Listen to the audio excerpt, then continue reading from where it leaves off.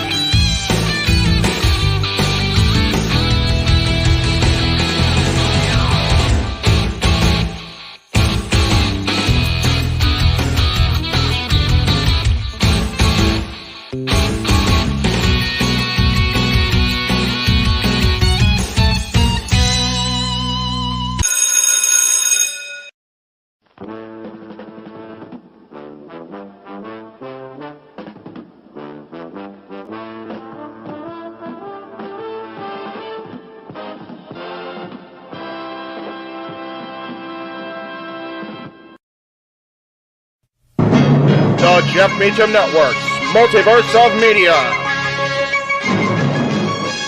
For over 15 years, the recognized symbol of excellence and the standard bearer in coverage of sports and entertainment.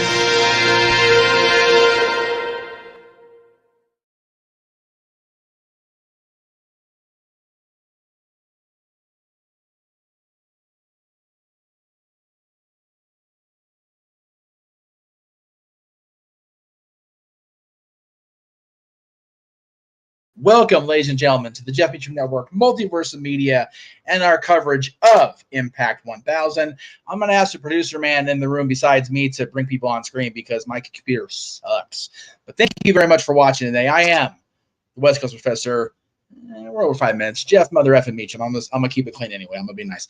So joining us tonight and throughout the rest of the show, because I got to leave here pretty soon. First of all, let me bring in the man who will be calling the action as only he can do. And no, Scott D'Amore, no, Vince, whoever the hell's running WWE today, no, Tony Khan, you cannot have him. He is ours. He is a simple man with a spectacular voice. He is Noah Foster. Noah, what is going on, brother? Good to see you here on what is going to be a monumental day.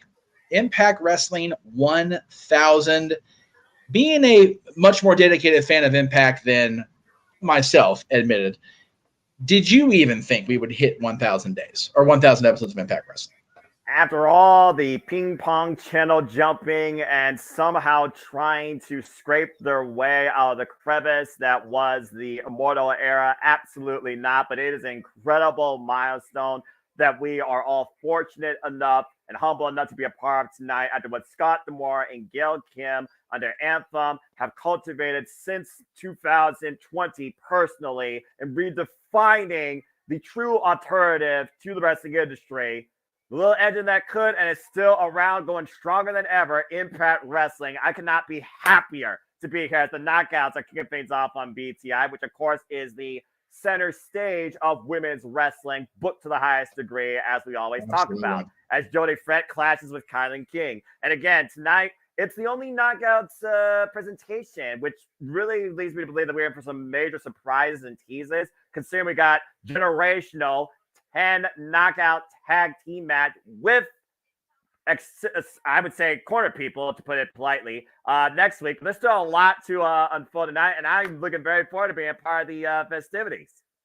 Yes, and we will be joined, hopefully, by the time we go live at 5:30 for the Impact Insiders with our coverage by our new Impact color analyst, Attila. But in the meantime, let us bring in, make sure he's ready to go. We're in the green room. Let me just make sure he's good to go. He is the Renegade himself, Renegade of Wrestling tonight, our producer for the evening, JJ Williams. JJ, my friend, it is, again, always good to see you. I feel like we were just talking on the phone and then just had you in the chat room for Talk Wrestling, almost as if they went back to back today. So good to see you, brother. Well, as I always like to say, as I always like to say, it's good to be seen. Yes, great line. One of my favorite things. I'm very much looking forward to this. I think Noah will be proud of me. I've been doing a little bit of homework. I've been watching the hour-long videos that Impact has been putting up lately, the top 10 moments in Impact history, the debuts of Impact, going back and reliving some of those. Some of those I experienced live and watched them in like real time as they happened. Other things I had never seen before. I do got to say, for those of you that are still kind of new to Impact Wrestling, really go back and watch the top 10 moments, because the only modern day moment is the debut of Trinity. Everything else comes from like the golden era, if you will, from like when I watched it full time. So it was really kind of cool to go back and watch that stuff like the debut of Team 3D, Joker Steen's emergence. Oh man, they did like an hour of off, in its entirety. From Jay Lethal coming out at the start of the ramp to the entire promo. Lethal in his best Flair impression, dropping the elbow, everything leading up to the woo off. Like, it wasn't just the clips you see on social media where it's the two of them going woo back and forth. It was the entire almost 10-minute segment. I love that segment still. That's my line. That's my line. Yes. I think before we go any further, I think we do have to acknowledge the super chat here, though.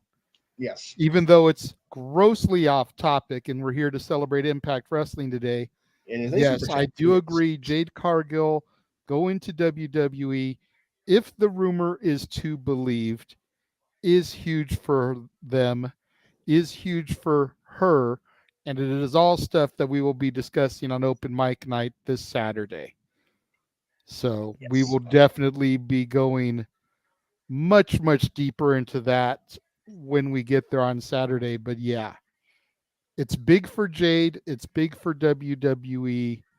And we'll just see if the internet wrestling journalist who broke the news is accurate or talking out of their asshole. Well, speaking of talking out of their asshole, the car's out front making its noises because I'm getting picked up to go. So, because our car just is what it is. But anyway, gentlemen, have a wonderful call. Attila, when you pop in as well, have a wonderful call tonight, guys. And yes, Meech is back, but once again, Meech is out the door because always on the move, this ginger. So have a wonderful call tonight, guys. Still a little prayer for my Cowboys, night one of league games. So we'll see how we do tonight. But we'll be back. Tomorrow, right? No. So Saturday. Yes. Saturday. Open mic night, baby. So thank you guys very much. We'll see you Saturday for open mic night. Love you all. Yes. Thank you very much, Jeff, for being here to welcome us to the Terror Dome, if you will. I like that.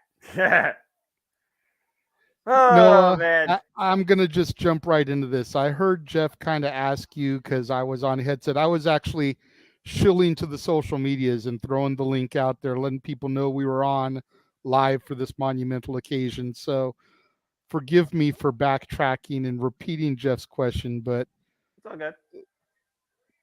who would have thought that Impact would be sitting here 21 years later celebrating its 1,000th episode? Like last year, we celebrated and acknowledged the fact that they made it to 20 years and nobody thought they'd last a year, 2 years, 5 years. No. You definitely won't survive the Hogan Bischoff administration.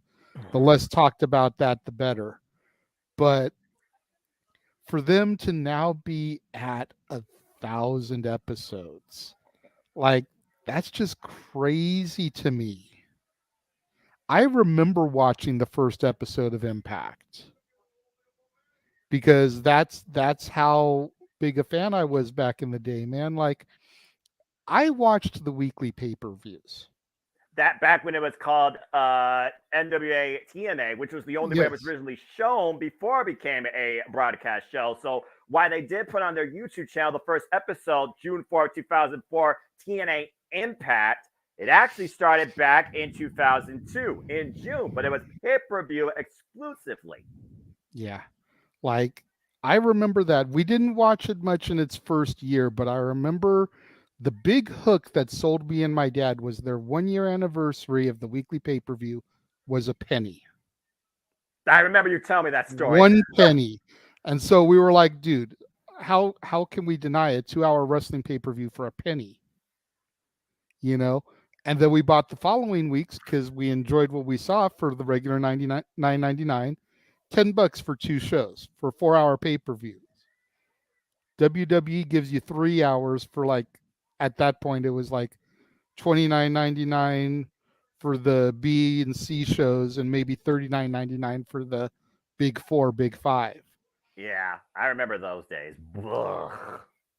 Me and my dad ended up getting into it, man. We wouldn't order it every week, but we'd probably order 2 a month, you know, and check out what NWA TNA was offering us. And then when it spiraled to the Fox Sports deal, you know, shitty time slot that it was, man, we set up our VCR so we could record it.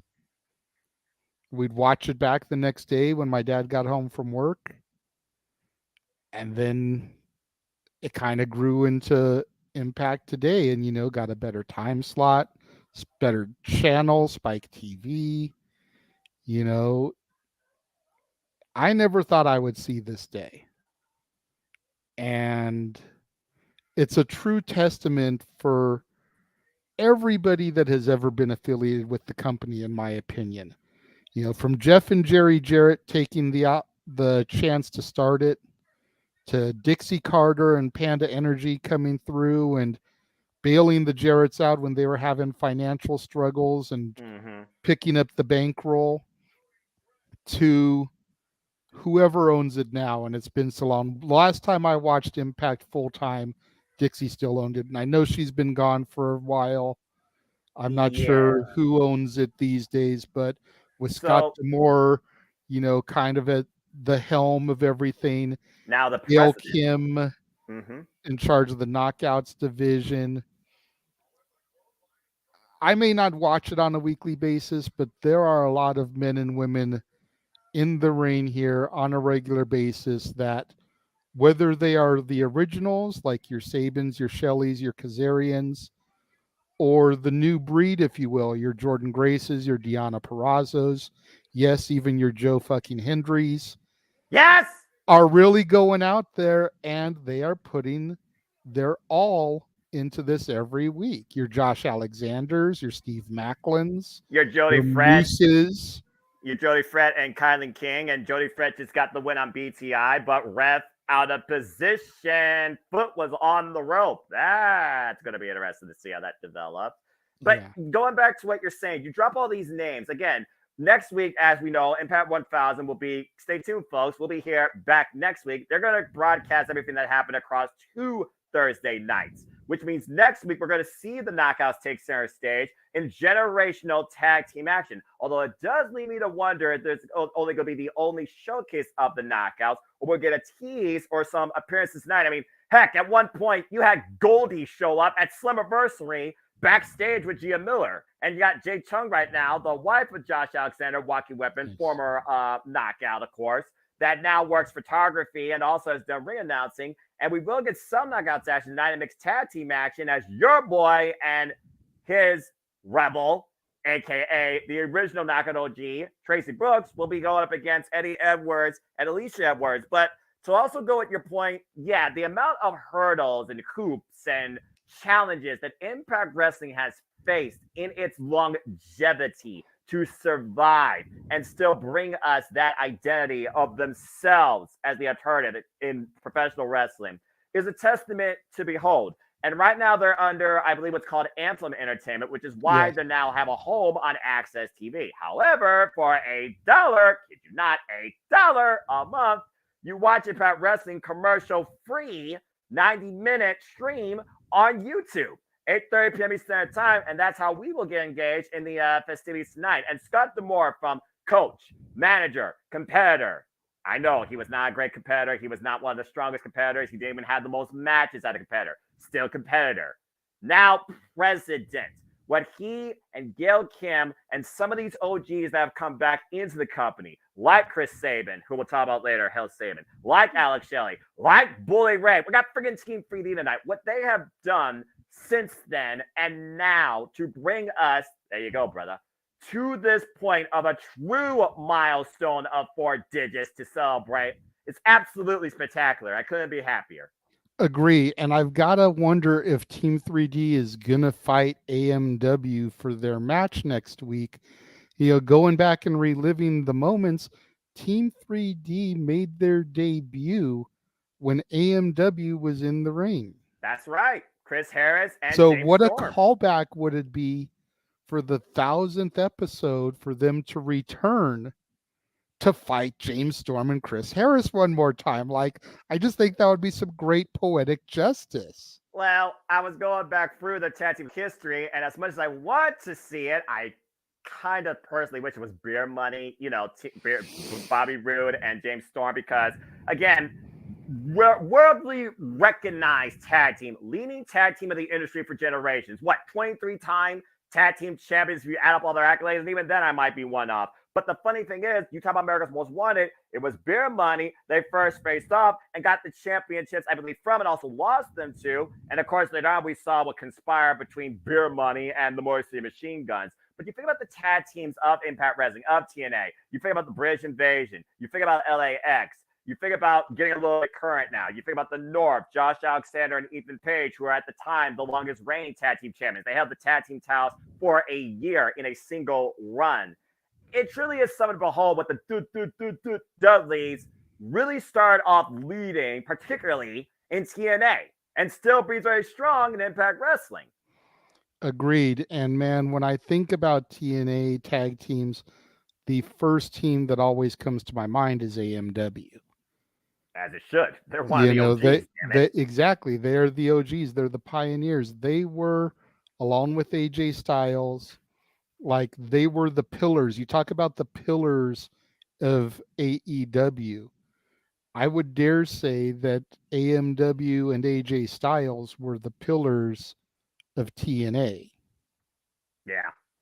I mean, AJ Styles, I mean, you got the belt yourself. Remember, back then it was NWA TNA. It was a triple threat for the NWA TNA X between Jerry Lynn and Amazing Red that Chris Sabin, I believe, won his very first championship. And that was back in 2003. Now he has a chance tonight, as we could talk about the card, because Josh, I know you're probably watching on Access TV, but folks, we're not live watching along with the feed yet, as we are Ultimate Insiders. We'll be going along with the feed 8:30 p.m. Eastern Standard Time. So you got about 28 minutes to just shoot the breeze with us.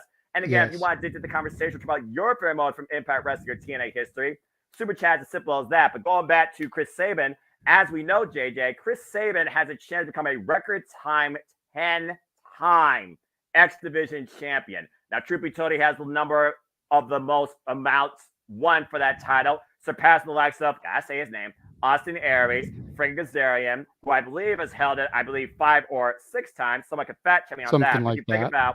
You think about again the X Division. You threw the name out there. The very first X Division champion was AJ Styles. It truly is the division that defines no limits. It made what we look at today as heavyweights that fly like cruiserweights a possible thing to say. Yeah. The X Division is what sold me on Impact Wrestling, on NWA TNA. That's why I wanted that championship so bad for so long. I'm glad you got it. that belt meant so much to me. And yes, Mansfield, today the simple man must acknowledge Jeff Jarrett. Yeah, look, I've already talked with JJ about this behind closed doors, but fine. I'll put it out there because, again, he was the guy that was on center stage at the time, while champion. Still, someone had to present it at the time. And you think about the wildness with Kurt Angle, with Samoa Joe, with freaking Raven, just to name a couple. Yes, I understand the asylum. I understand the Toby Keith incident. I understand all of that nonsense. I get. I acknowledge it. Hello, Walter. Joya! But I digress. But yeah, again. And the thing, Leo Rush right now is the 103rd X Division champion in this company's history. Chris Sabin has a chance to be the 104th, but the only man ever to say he has been 10-time X Division champion. That's insane to think about. You don't think about that amount of reigns with that title particularly, or with any of the titles in TNA or Impact Wrestling. For anybody. Let's see what everyone's saying. X Division is TNA. You're damn right. The X Division is still a top division in Impact Wrestling, followed by the women's division. That's a controversial take. I definitely would say in the infancy of the Knockouts division, yeah. Nowadays, that's a hard sell there, Marshall. You know, I may not watch all the time, but I think I would rather see Trinity. I think I'd rather see Jordan Grace. I think I'd rather see Deonna Purrazzo than I would see some of the X Division talent that they have right now. Well, that's just a personal feeling because everybody knows the way I feel about women's wrestling. Damn it. But the X Division was special to me back in the day because I was able to see those guys live at independent shows too. A good chunk of the X Division roster back in those early days were Pro Wrestling Guerrilla regulars. AJ Styles, Christopher Daniels, Frankie Kazarian, Petey Williams, Alex Shelley, Chris Sabin, Austin Aries. Like all those guys would come to Guerrilla on a regular basis. And I'd be able to talk to them, mingle with them, get to know them. You basically looked at that's part of what makes that belt so special, is because I was able to take a picture with the legitimate thing while AJ Styles and Christopher Daniels are in the ring having a 60-minute time limit draw banner, because I was able to just walk up to the belt and ask the guy, hey, can I take a picture with this real quick? Yeah. I mean, again, I still talk about to this day, one of my all-time favorite matches in TNA history. Christopher Daniels, AJ Styles, Samoa Joe, and they ran it back twice. Yeah.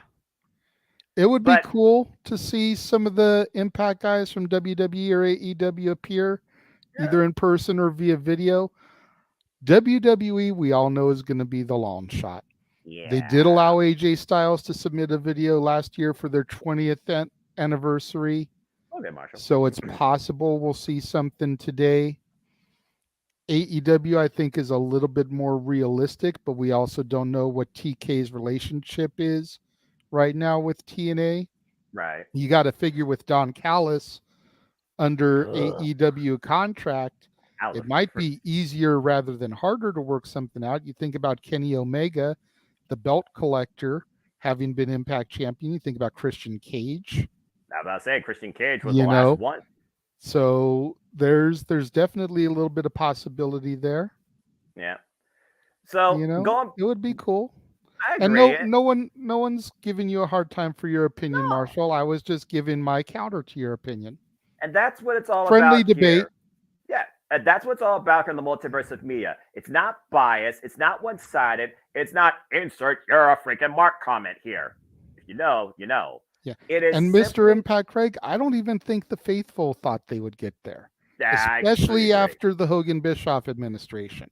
Yeah, I completely agree. And again, it's all about welcome, open thought, and conversation. Yes. There is no one side that is truly accurate or 100% right, but it's all shared passion. And to go with JJ's diatribe, I do agree. I mean, how many times do I talk about the Knockouts division? You talked about the central feud that's been involved in the Knockouts World Championship. Let's not forget their Knockouts tag division that knocked it, pun intended, out of the park at Victory Road with MK Ultra, Monster Slims, Killer Kelly, and the Shot Entourage, Michelle Shaw, and Savannah Evans. Not to mention, they have the Death Dolls, Courtney Rush, and friggin' Jessica Havoc. And you also, of course, have other knockouts that span this division's depth, including but not limited to Alicia Edwards, who, of course, we saw challenge treaty for that title and will be involved in mixed tag team match tonight against the OG, as you alluded to. I think Matthew, talked about the OG knockouts.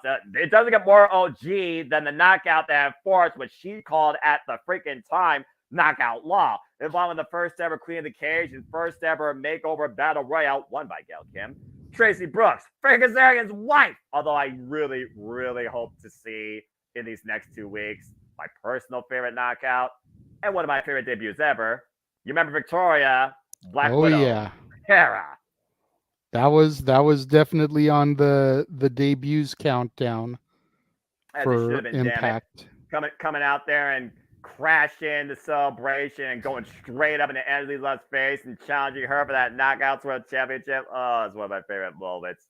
And let's talk about for a minute the evolution of the knockouts, man. When we first started the weekly pay-per-views, the women of Impact Wrestling, NWA TNA, were nothing more than glorified go-go dancers in cages. Yeah. Girls like Goldilocks. Yeah. And I'm not knocking Goldilocks. She very well could be a sweet woman. Never got to meet her, but Google her if you don't know who I'm talking about for the fans out there. Right. And then you had Tracy and Trinity, who were nothing more than your traditional eye candy managers. They were valets. Yeah. They were your Sunny. They were your Sensational Sherry. They were your Miss Elizabeth. And maybe you can't even throw Sherry in there because Sherry Martel herself was a bad bitch women's champion. But, they were those women valets who maybe would get in the ring and do a bump spot or two, but they weren't in there having matches. Right.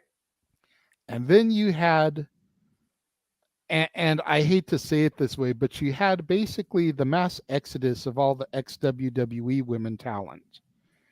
And how they basically kind of came over and was like, look, WWE doesn't know how to handle women's wrestling.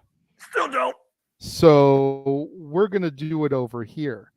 And the Gail Kims, the Mickey Jameses, the Terras, the Winters, compounded with names like Awesome Kong, Velvet Sky, Madison Rain, Angelina Love, began to form what is to this day the best American women's division there is. Damn right. Again, I don't watch the Japanese women's wrestling to know if they can really compete with those divisions, but as far as the United States, and I'll even go as far as to say North America, the best women's division is the Knockouts division. Rosemary, knockout OG of this generation's knockouts in 2017. Ali, aka now known as the Bunny, also a knockout OG. And those two came out of Smash Wrestling. Jessica Havoc, 20-year veteran, also been part of the knockouts division growth and development when she was introduced as Havoc and was literally feuding over the Knockouts World Championship. Brooke Tessmarker, Taryn Terrell, ODB, boom! Taylor Forgot Wilde. about ODB. How can I forget about ODB? Jesus. about to say ODB. Shoot, doesn't get more OG than that crazy one. Her Daphne, and Eric Young RIP. is the knockout tag team champions. Hey, why is that canon? Why? I don't know why. Why must that be canon? Why? But also RIP to Daphne, her feuds with Taylor Wilde and Yes. Abyss alongside Stevie Richards. She was the one that first defined extreme in TNA. Period. Yes. But again, we're going to see so many great knockouts next week, not only as corner people, but in generational action. I mean, the original knockout rivalry, Awesome Kong and Gail Kim, both now legends, are going to be working together on the same team next week. Put that in freaking perspective. Against, on opposite sides, might I add, this generation knockouts rivalry, and I stand by it, in Jordan Grace Beyond Perazzle. Every time those two clash, it is instant chemistry, instant classic. They push each other beyond their limits, and I cannot wait for number 6. As again, I stand by the fact, Tyler Valkyrie, another one. Long may she reign. Beyond Perazzle is the knockout of this division, this generation. And for those that are wondering, I have not looked at anything PWI. I'm sure we'll get into it up on my night. Maybe I'll make a Rainmaker call. Maybe I'll talk about a woman that you all don't know. Stay tuned for more on that. But again, it's all opinion.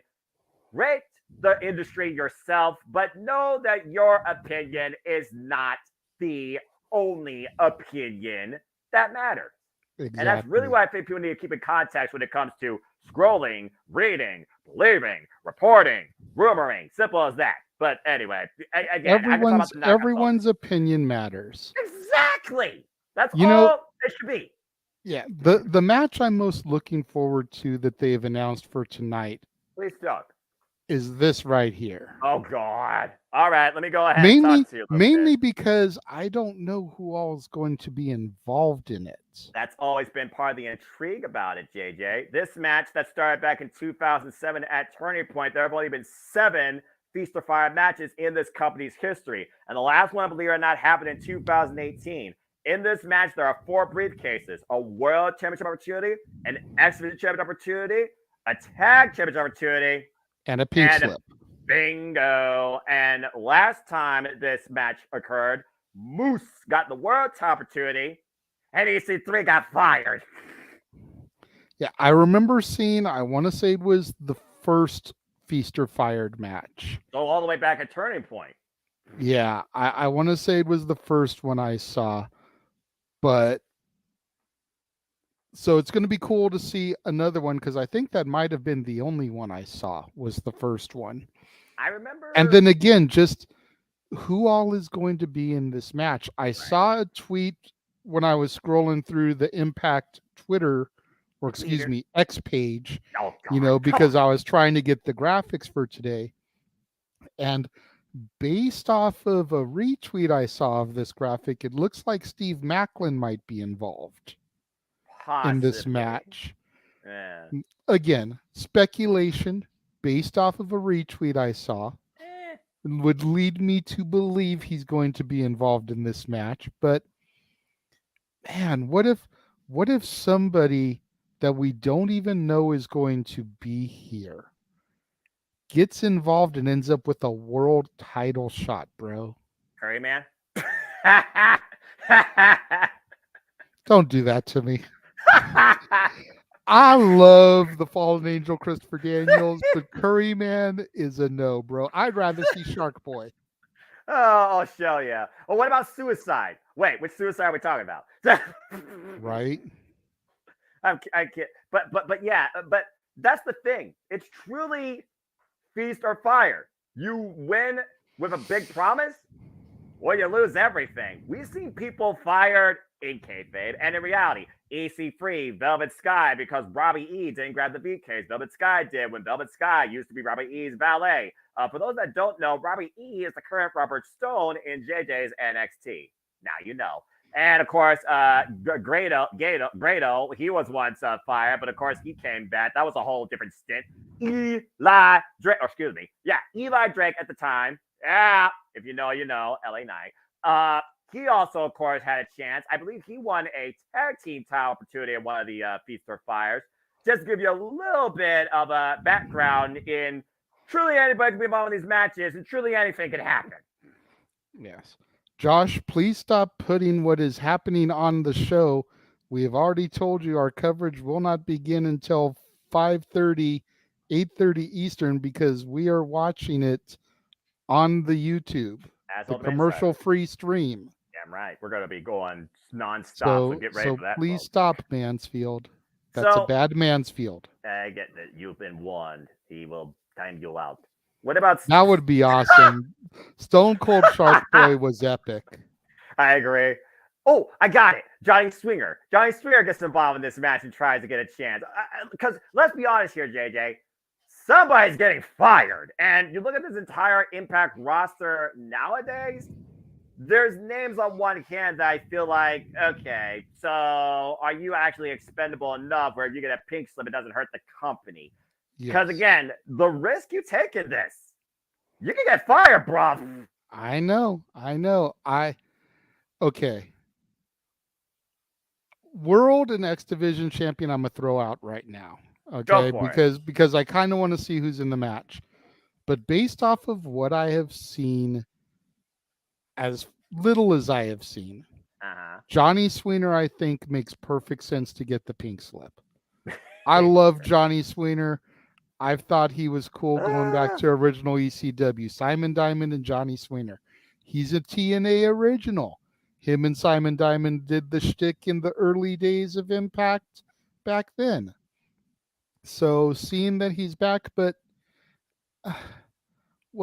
what can you do with him that you haven't already done? Are you really going to make him a champion? No.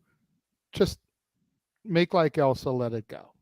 I mean, he had a chance at the Disney Championship against Kenny King. He lost. Tommy Dreamer capitalized. Of course, the dream continues for that man, and we'll see what's next for him. Kenny King, who James had multiple times has said filled up to his potential, he might use this as one last chance. It might be his way to literally get the pink slip. Dirty Dango right now hates professional wrestling. Take that for what you will. But he's going to be involved in next week's show against Jake Something. So clearly that's out of the picture. So Mr. Impact brings up a good point because I've heard Heath's contract is set to expire here shortly. Oh. So if the rumors are to be believed, that could be how they write Heath off of TV. Or not a bad idea. Yeah, but also I think about what we saw at Victory Road. Is this his way to get a championship opportunity, particularly maybe the digital media championship? Because here's the thing. This will be the first Feast or Fire where I could see there being 5 briefcases. Because let's remember, JJ, there's the Digital Media Championship now part of this company. That could be considered an opportunity. We don't even know how many briefcases are going to be involved in this match. That's fair. Safet says maybe Christopher Daniels. You know, that's not a bad shout as much as I love Chris. His best days are definitely behind him. I mean, he can still go with anybody. Yes. But I think he seems to really enjoy his talent relations type position. So maybe just having his on-screen career die that way. Not a bad shout. The tag team briefcase. I'm glad you're sitting because I think this is going to make you happy. Joya. I really want that to be a thing, but I don't want to risk a talent getting fired like Joya. I may not be completely sold on Joe Hendry, but the way they have been pushing him and Yuya together as Joya, I can see them getting the briefcase for a tag title shot at Bound for Glory. You know, I think that would be huge for them. Agree. And then the next 6 weeks, however long we've got until Bound for Glory, like they could just do music videos and completely just build their momentum. Hype videos, songs dissing the champions. Like, let's just go all in on the production of Joya. I like that.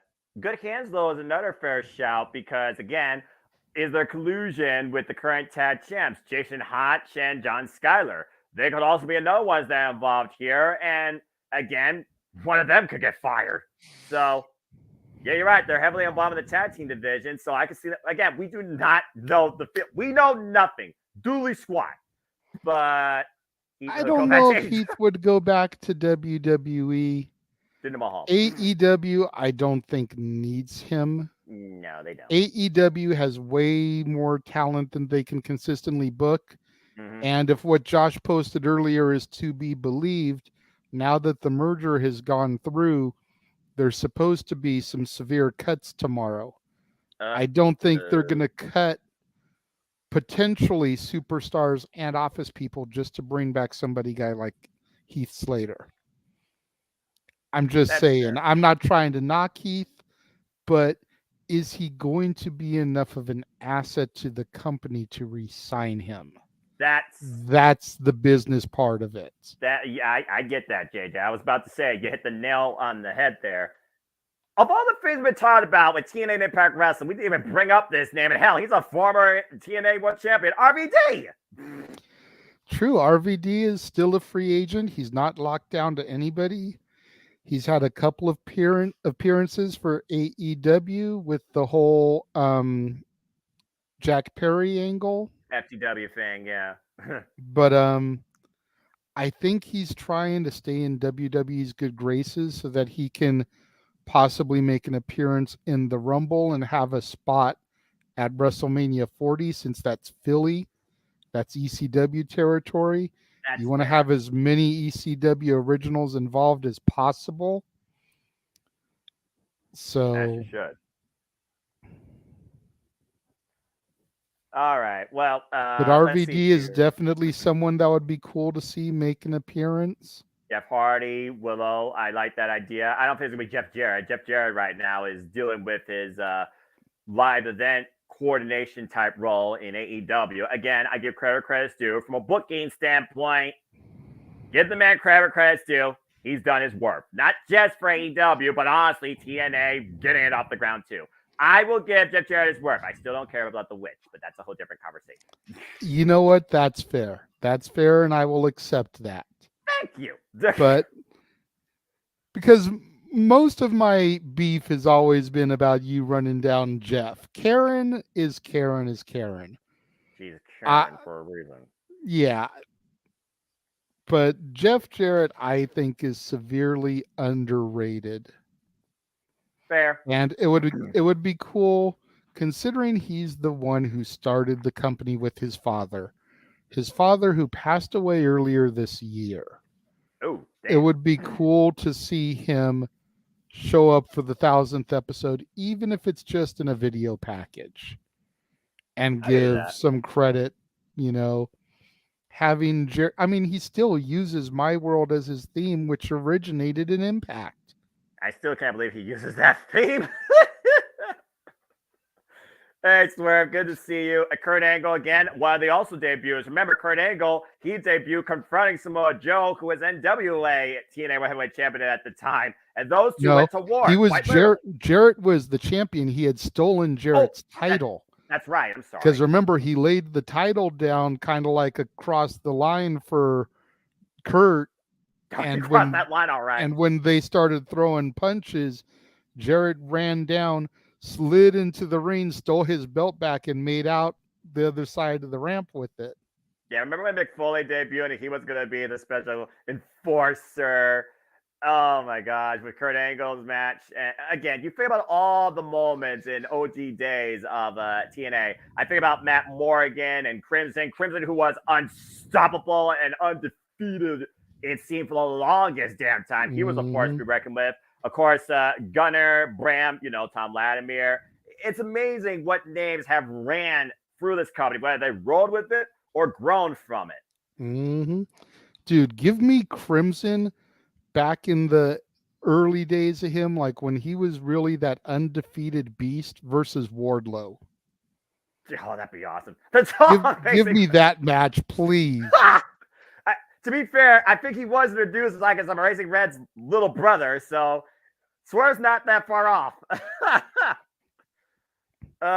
So Earl, to answer your question, as we're getting ready to go here with the feed here about 3 minutes, there is the X Division Championship on the line, and title opportunities on the line, and a pink slip. Feast or Fired. Again, we have the Dudleys in action. Team 3D We have mixed tag team action. Eddie Edwards and Alicia Edwards taking on Friggin' Aaron and the Knockout OG, Tracy Brooks. We have Feast or Fire. Lord help that entire roster. And of course, we have X Division Championship on the line. Leah Rush defends against Hell Sabin, Chris Sabin, and we will hear from Josh Alexander regarding what happened at Victory Road and what might be next for him. And JJ, you and I called it. He beat Macklin. If that happened at Rebellion, he would still be Impact World Champion. Did he just cement his way towards #1 contendership? Where the last time he and Shelly in the ring together, he beat Shelly when Shelly was just challenger. Yep. And that's all that we know for tonight is those matches. Nothing else is set as of right now. Yeah. I went through the Twitter page just before I left to go to pick the kids up from school, and that was everything that was listed as of now. Gotcha. So if anything is added, there's no graphics for it. We apologize in advance. But that's what we've got lined up, and that'll kick off. The YouTube feed says live in 60 seconds. Get ready, folks, as we celebrate 1,000 episodes of TNA, NWA, Impact Wrestling, the weekly showcase, even in its worst days, of total nonstop action. JJ, are you ready to go?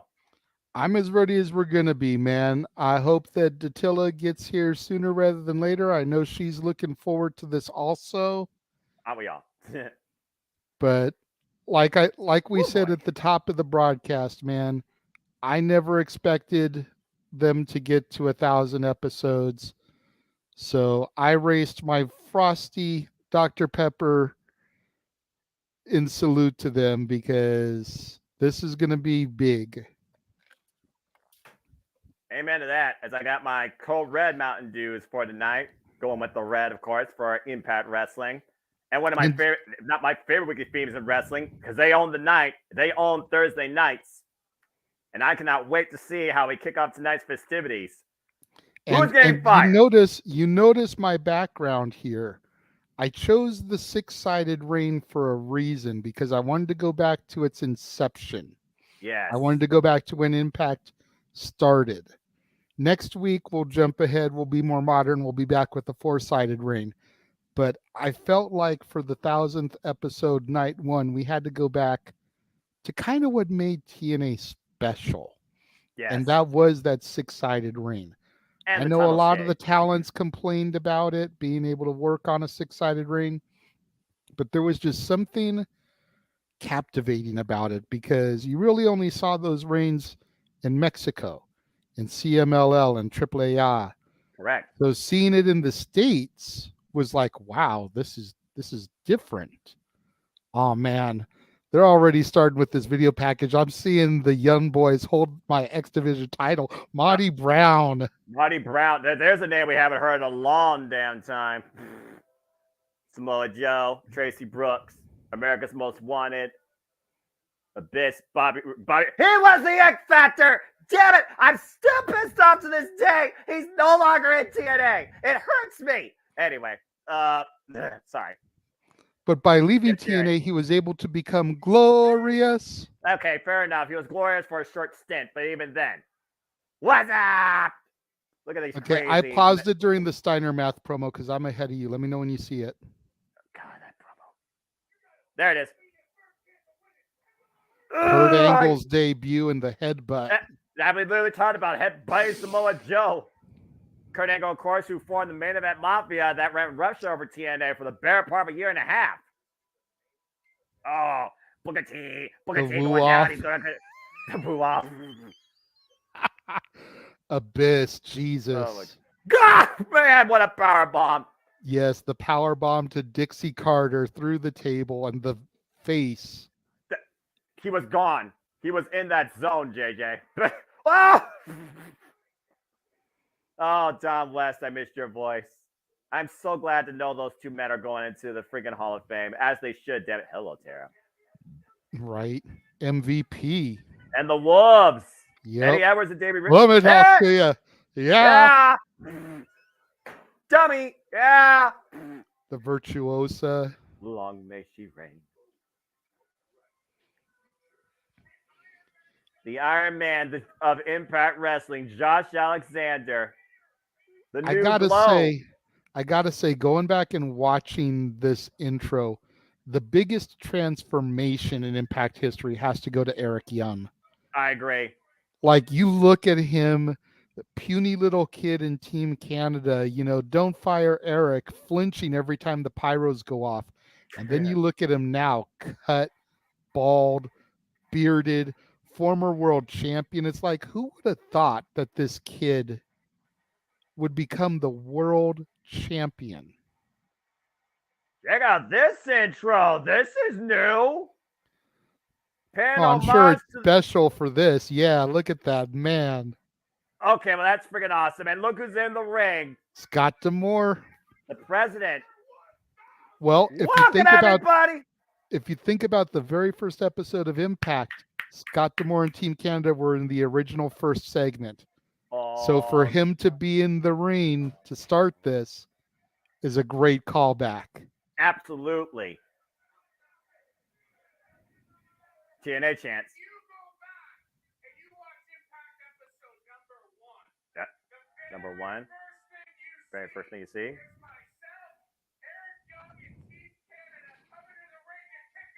Yep, as you said, today. Oh, Canada.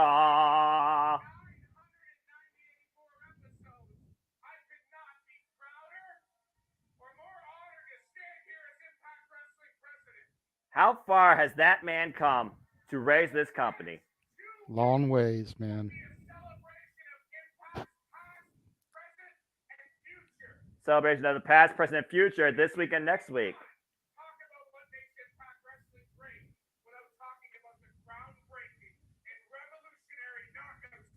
Damn right! You can't talk about what makes Impact great without talking about the knockouts.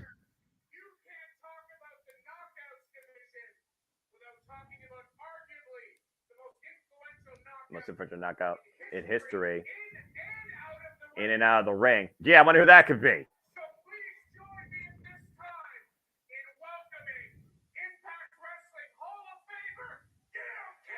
Gail Kim. Give it up for this amazing athlete. The record-holding 7-time world champion and the first ever Knockouts world champion. Impact Hall of Famer, Gail Kim. Such a sweetheart. I've had the pleasure of meeting her a couple of times. Oh, really? Once when she was Knockouts champion, and once when she came back to WWE for her second run. And that one was the most special one because she came over to us in San Diego, and I put the women's title on her shoulder. I was like, now it's where it belongs. And you could see like she was starting to get emotional because of the way WWE was misusing her. Well, again, JD, you talked about the difference-making foundation of identity and preservation and respect of the showcase of women in professional wrestling goes to the evolution of the Knockouts division. And it started off with the likes of Gail Kim. Yeah. And they still raise the bar. Absolutely.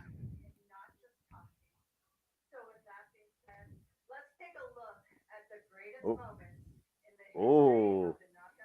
Oh, please. Oh, let's do yes. that. Yes. What baby. a way to start off. Gracie Brooks, Awesome Kong, Gail Kim. Look at that beautiful white strap. Oh, hello, Jesus. The Virtuosa. Look at that OG knockout shot. Knockouts division. Christy Hemme. Jacqueline. Yes, Jacqueline. Also, forgot Jacqueline did time there. They broke barriers. They shattered ceilings. They raised a perspective in identity of these amazing one-of-a-kind athletes in professional wrestling. Then, now, and forever, raising the game as only they can. The premier women's division in the industry. the Knockouts. Ah, they showed Daphne. Tara! I admit that's my knockout crush. Although Killer Kelly might have stolen my heart nowadays for a different reason. Oh, God, that power bomb. Oh, Jesus. Remember Gail Kim, Awesome Kong? That was the very first feud of the Knockouts division. Well, at least the one that mattered. Yeah. Yeah, That definitely. For real. Oh, my God. Wait a minute, JJ. Cleansing the world one ugly person at a time. It is the beautiful people, Noah. Only one group did that in force. Angelina Love, Velvet Sky, the beautiful pigeons people. Loose. Oh, and you had to say it. You had to say it while she's doing the thing. Noah, saying let the pigeons loose when the beautiful people come out is like saying, well, here comes the pain when Brock Lesnar comes to the ring. I'm not getting on your case. I'm not getting on your case. I'm saying that's 100% accurate. You kidding me? Jesus. And they're still beautiful. If I'm being honest, I never liked Angelina back in the day, but over time, like I grew to respect the shit out of her, much like Michelle McCool. Yeah, no kidding. There were so many women back then that I thought deserved the push over Angelina Love. Hello, thank you, cameraman. Yeah. That man needs a pay raise. Say it, JJ. Now say it. I'll say it one more time because you asked. Let the pigeons loose. Good Lord, the flock was let out tonight. Jesus. Right? And we thought Raven was the only one with a flock. Yeah. Jesus. Cameraman, all right, I get it. They're beautiful. They're back in TNA for one night only. Okay. Hey. Again, who could forget the tag team title matchups, the ugly stick that they carried around? Oh, man. Well, this is an interesting picture to behold. Gail Kim and the beautiful people in the ring together. Angela Love, former also Ring of Honor Women's World Champion, I believe. Hey, Gail. Oh, Jesus. Great to see you as always. And great video package of the knockouts that you showed. But I got a question for you. Question? What question? Are you sure that's the best of the knockouts division that you could show? Well, the best of the knockouts, I mean. Oh, and JJ Craig, technical difficulties. And my bestie, Velvet Sky, the beautiful people. Hello, Velvet Sky. Has been way too damn long. My God. Last time I saw her was in a blazer. Oh. Kind of like the ugly that's standing in front of me right now. Okay, Gail Kim's the farthest frame from ugly, Angelina. Get a mirror.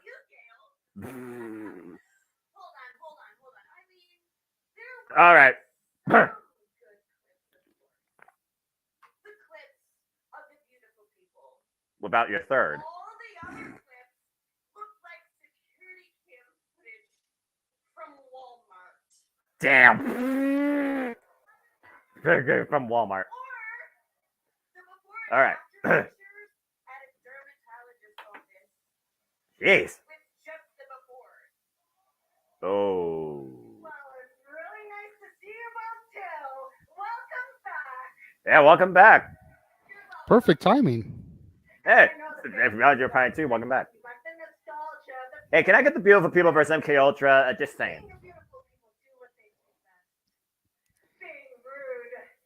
I always kind of wanted to see the beautiful people versus Lay Cool. That's and I know that probably would have been Josh's wet dream come true.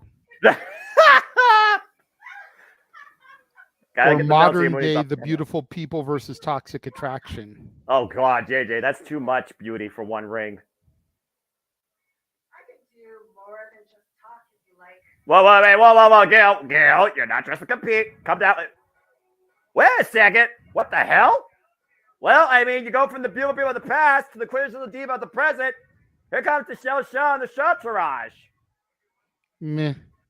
Yeah, Chriselle, again, I should have known Chriselle Shaw would come out here and steal the spotlight as only she can. I do find this kind of interesting, though. I am so sorry that Gail is being quite rude to you. Maybe Chriselle Shaw wants to be part of the beautiful people, or welcome her into her welcome them to her entourage. Pass. You allow me? Of course, I'm sure Michelle Shaw has no love lost with Gail Kim, considering how many opportunities Michelle Shaw has fallen short on. Insert number here. Welcome back, beautiful people. Yeah. It's a nice Giselle welcome. would support the beautiful people. Seriously though. Of course she would. You kidding me? Seriously say that without the beautiful people, there would be no quintessential diva. Now that is accurate. The knockouts of today would not be about the knockouts of the past. That's a fact. You're looking at 3 of them in the ring. You paved the way for knockouts like me. And I am truly honored. Michelle Shaw still not champion to have in Impact taken your Wrestling. spot. Oh! Okay, she just hit a Damn. nerve. That was not wise line. I feel like she's about to get it I'm sorry. Did you say improved? improved. Someone's about to get improved around here in a moment. Yes, improved. I am PROVED, improved, having become or been made better. And for those that don't know, look it up in the Oxford Dictionary. Right? I like this though. I like this. Can we book a tag? I want this knockouts tag match with that Evans and Giselle versus the beautiful people. I like this. Tell me this, sister. Oh boy. Who exactly is so great from your generation? That would be this woman. How do you hear me? Because here comes the juggernaut that finally beat her rival, Jordan Grace, who returned this past week, JJ, and finally beat the Virtuoso for the first time ever at Victory Road. All right. It only took, what, 5 tries? Yeah, but each time, boy, did they bring the fight out of each other. Without doubt. This could be interesting. Generational knockouts we're seeing here. And of course, Jordan Grace, Michelle Shaw, they've had wars over the Knockouts World Championship. Bam! ODB. Name drop. I wonder how her food truck's doing, or if she still does that. This is awesome. I know, right?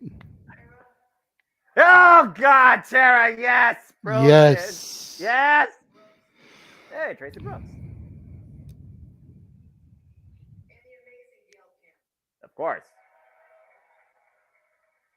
Unfortunately for everyone, Huh?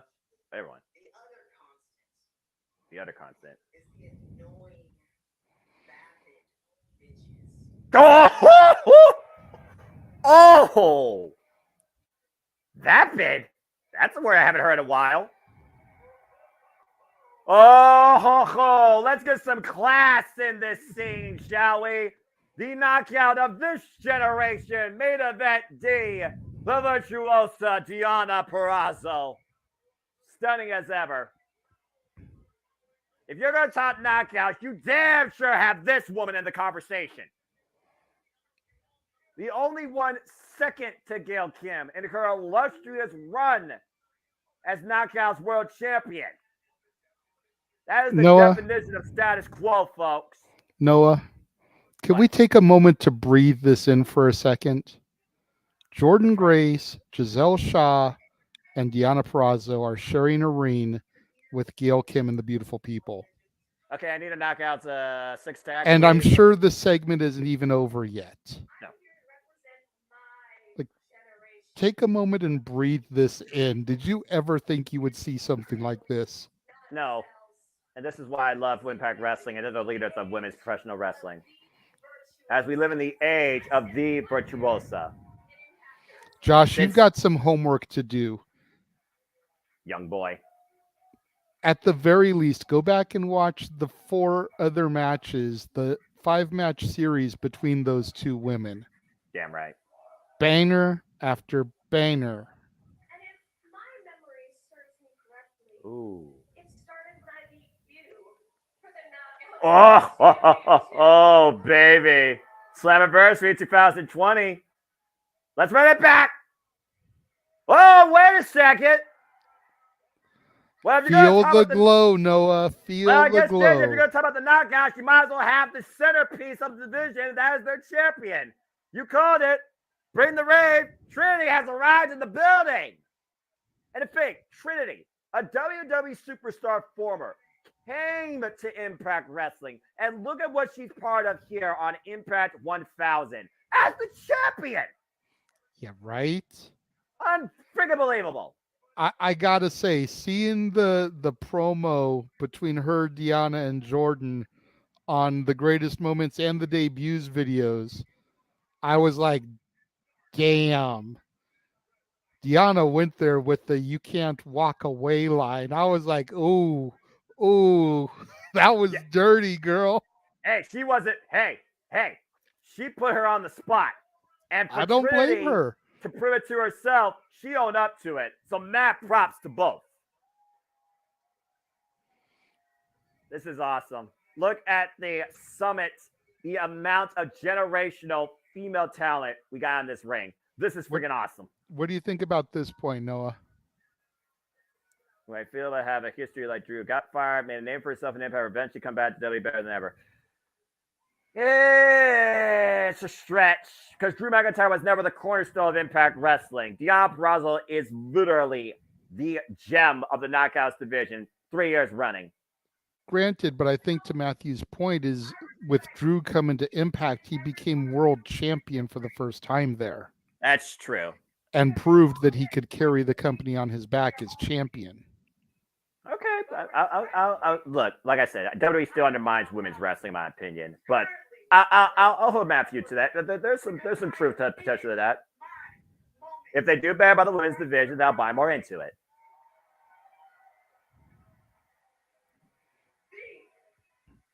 Jordan Grace looks bored standing there while Trinity's talking. Well, you know what Jordan Grace cares about, and it's not about none of the women. It's about what Trinity has in her hand.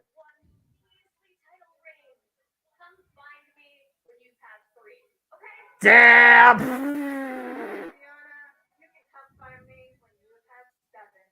Oh! Standard bearer, that's right. 7-time. Oh, God. Uh-oh. Oh, shit. Awesome. Business is picking up, Noah. Hey, no kidding. That's awesome, Kong. The true original juggernaut of the Knockouts division. And look who's with her. Rasha Saeed. And we all remember how invaluable she was in the court of the former Knockouts World Champion. Oh, baby. And Awesome Kong. Jesus, Awesome Kong is huge. What? The welcome back chants fill the arena. Oh, damn. Rashi.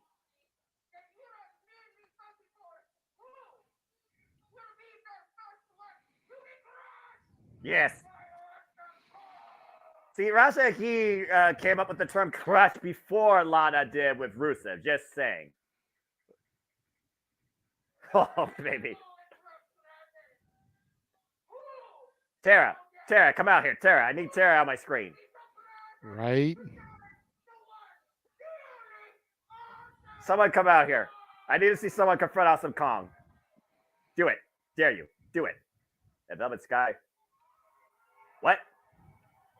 Oh, all right, Tasha. This is bold even for you. A former Knockouts World Champion, Knockouts Tag Team Champion. Tasha Steele's bringing that flavor to this fire. Look at this. This is the women's division wrestling industry. Learn something.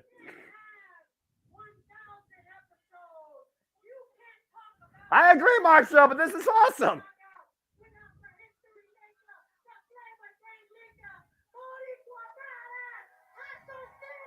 Woman that won the first ever Women's Ultimate X, might I add. Ooh.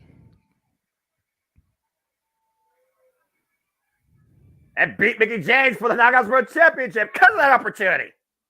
With all this generation then, generation now, generation forever talk. Yeah. All this generation talk don't mean a thing without generation flavor. And my friend King at ATW would absolutely agree. Although he misses that fire that used to be with her. Which is why your girl will be the 5th member Oh, of Team Beautiful People. Tasha steals the 5th member of Team Beautiful People? Okay. And so there are others, and of course, my girl Deanna Purrazzo. And mutual respect between those two. All right, so we got the one side, Phil, but who's on the other side? Now, summing all this stuff here tonight, Huh. it seems like every one of you want to be the best knockout, right? You all want to be the best. But one thing you can't be is the greatest that beats the greatest. Say her name, she shall appear. I think I know what's coming next, JJ. Since I am the greatest that beats the greatest, how about next week? Who do you think? Say it before the music hits. I'm just going to leave it alone. You know how I feel. I'm hardcore. Oh, I would not buck up to... Caught it! Caught it! Caught it! Oh, shit, she's back! Mickey James!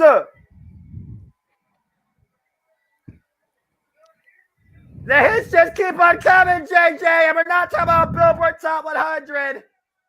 We're talking about a trailblazer across multiple promotions and a former multiple-time Knockouts World Champion who also beat the Virtuoso twice, Mickey James.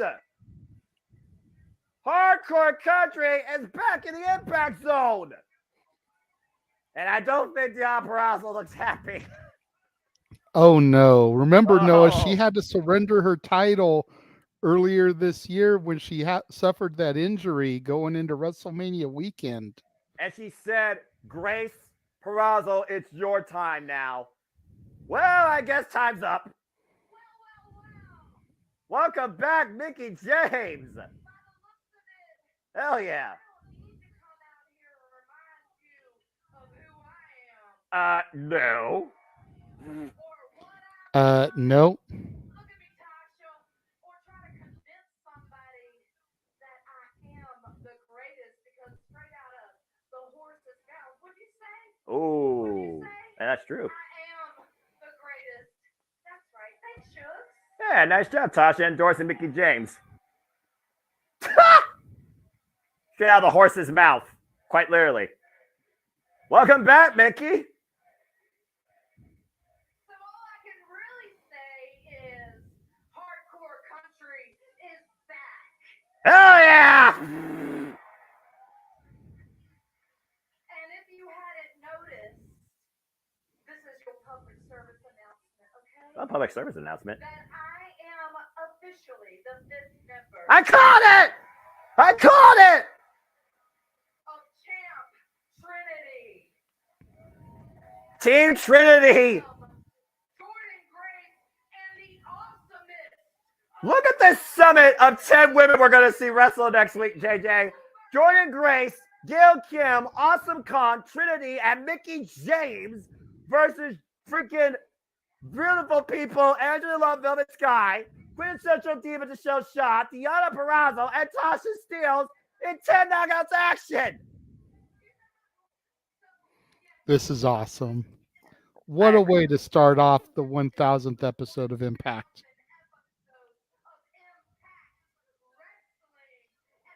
Oh boy.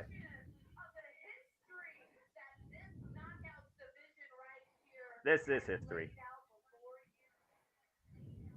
Make no mistake about it, next week is going to be a fight. Damn right. Guarantee, ladies, it's going to be the greatest fight in Knockouts history. The greatest fight in Knockouts history, as christened by Mickey James. What a summit. That's what awesome. a gathering. What a field set up. next week. Give it to me now. 10 knockouts action. 5-on-5. Legends, icons, champions all collide next week. The Knockouts division at its highest summit. What? You're JJ. AMW and Eric Young. Oh, and that son of a gun, Santino Marella. Hey, what?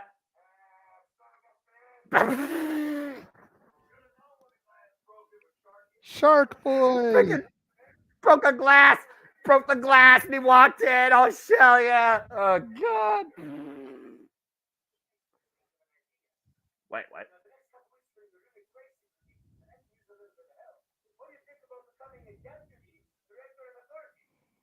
What?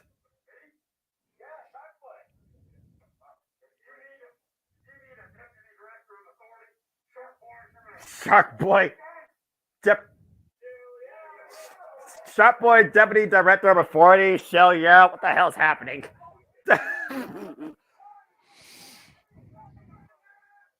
All right. Well, we know Chris Harris doesn't drink. Anyway, Joya!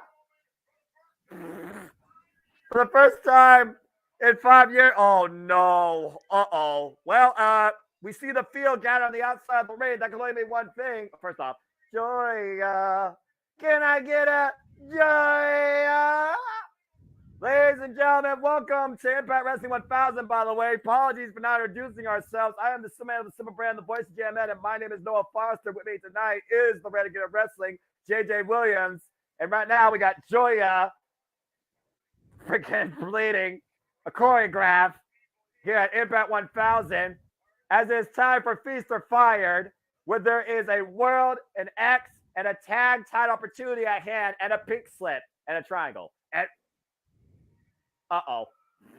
and a French-Canadian Frankenstein.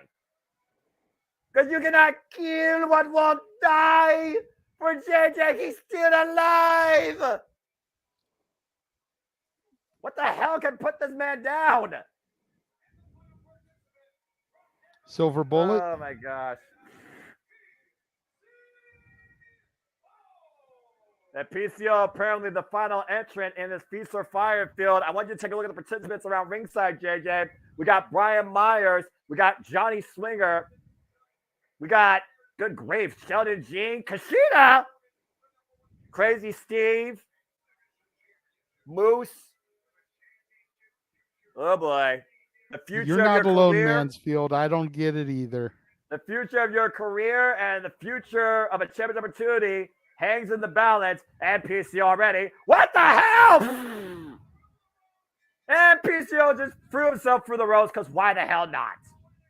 And Feast or Fire is underway. For those that don't know, there are 4 briefcases suspended high above the ring on truss in each corner. Grab a briefcase and you take a chance on your future, but you win Feast or Fire. Feast or Fire, you can be fired or given a championship opportunity. And this again is the 8th match, Feast or Fired, in this company's history. The first one was all the way back in 2007 at Turning Point. People that have thrived out of this include Moose. People that have been fired from this include EC3. I mean, I understand. Out there. Yeah, go ahead, JJ. Sorry, I couldn't hear you. No, you're good. I was just trying to point out some of the other people out there. Continue. Yeah. No, you're fine. I mean, yeah, you see the other people out here. We got the good hands, Jason Hodge and John Schuyler. Steve Macklin, Alpha Bravo, a.k.a. Johnny Bravo, and I'm not talking about the Cartoon Network cartoon, folks. We got Kevin Knight and Kushida. Whoa, what a drop kick. I have the hiccups in case you're all wondering. And right now, Kushida, who again just fell short at Victory Road for the X Division title against Leo Rush. We got Laredo Kid in the ring right now. This is just a cluster F if I've ever seen one.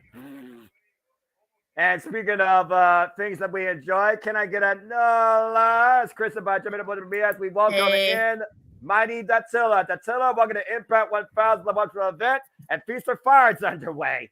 Yeah. Sorry, I just came in. You know. No, you're fine. And I want to appreciate JJ for being in your seat, waiting for you to arrive. But it's good to have you here. As again, Dattila, be honest with me. Have you seen a Feast or Fire match before? Or have you looked into the history of it at all? I have not seen a Feast or Fire match before. This is my first time ever. Oh my! So again, as I said on the pre-show just moments ago, Feast or Fire, you take a chance to get a chance opportunity or a pink slip. There's an X Division, a World Championship, a Tag Team Championship, and a pink slip amongst those 4 briefcases. Nobody knows what's in any case, but as soon as you grab one, you win and hit the bricks until they're revealed either, I guess, later tonight or next week. And I've seen people like LA Knight, EC3, Moose, Velvet Sky, Robbie E, affected by these briefcases. Give me 1 second. Go ahead. You're good. Some in a positive, some in a negative way. Keep Mike here with the Moose chance. Josh, you don't have to understand Joe Heavy, just gotta believe. Oh, wait a minute. He's got to get down. We got somebody with a briefcase in hand here. And Chris Bay has just grabbed the first briefcase. Oh, John Gresham looking for the dodge. Oh, my God. And both feet touch the floor, which means that briefcase is secure. Chris Bay has claimed briefcase number 3. Feast or Fire continues here on Impact 1000. Chris Bay, I really hope that's not a pig slip, bro. You got too much talent. Happy Thursday, by the way, folks. As we got 3 briefcases left here, folks. Again, I also want to give a shout out to everybody out in the chat. Please like, share, comment, tell a friend. Use the hashtag Impact1000. Share with your friends. Be part of the conversation. JJ, welcome back to this Cluster F. 1 briefcase down, 3 to go. And Chris Bay surprises me by getting it, you know.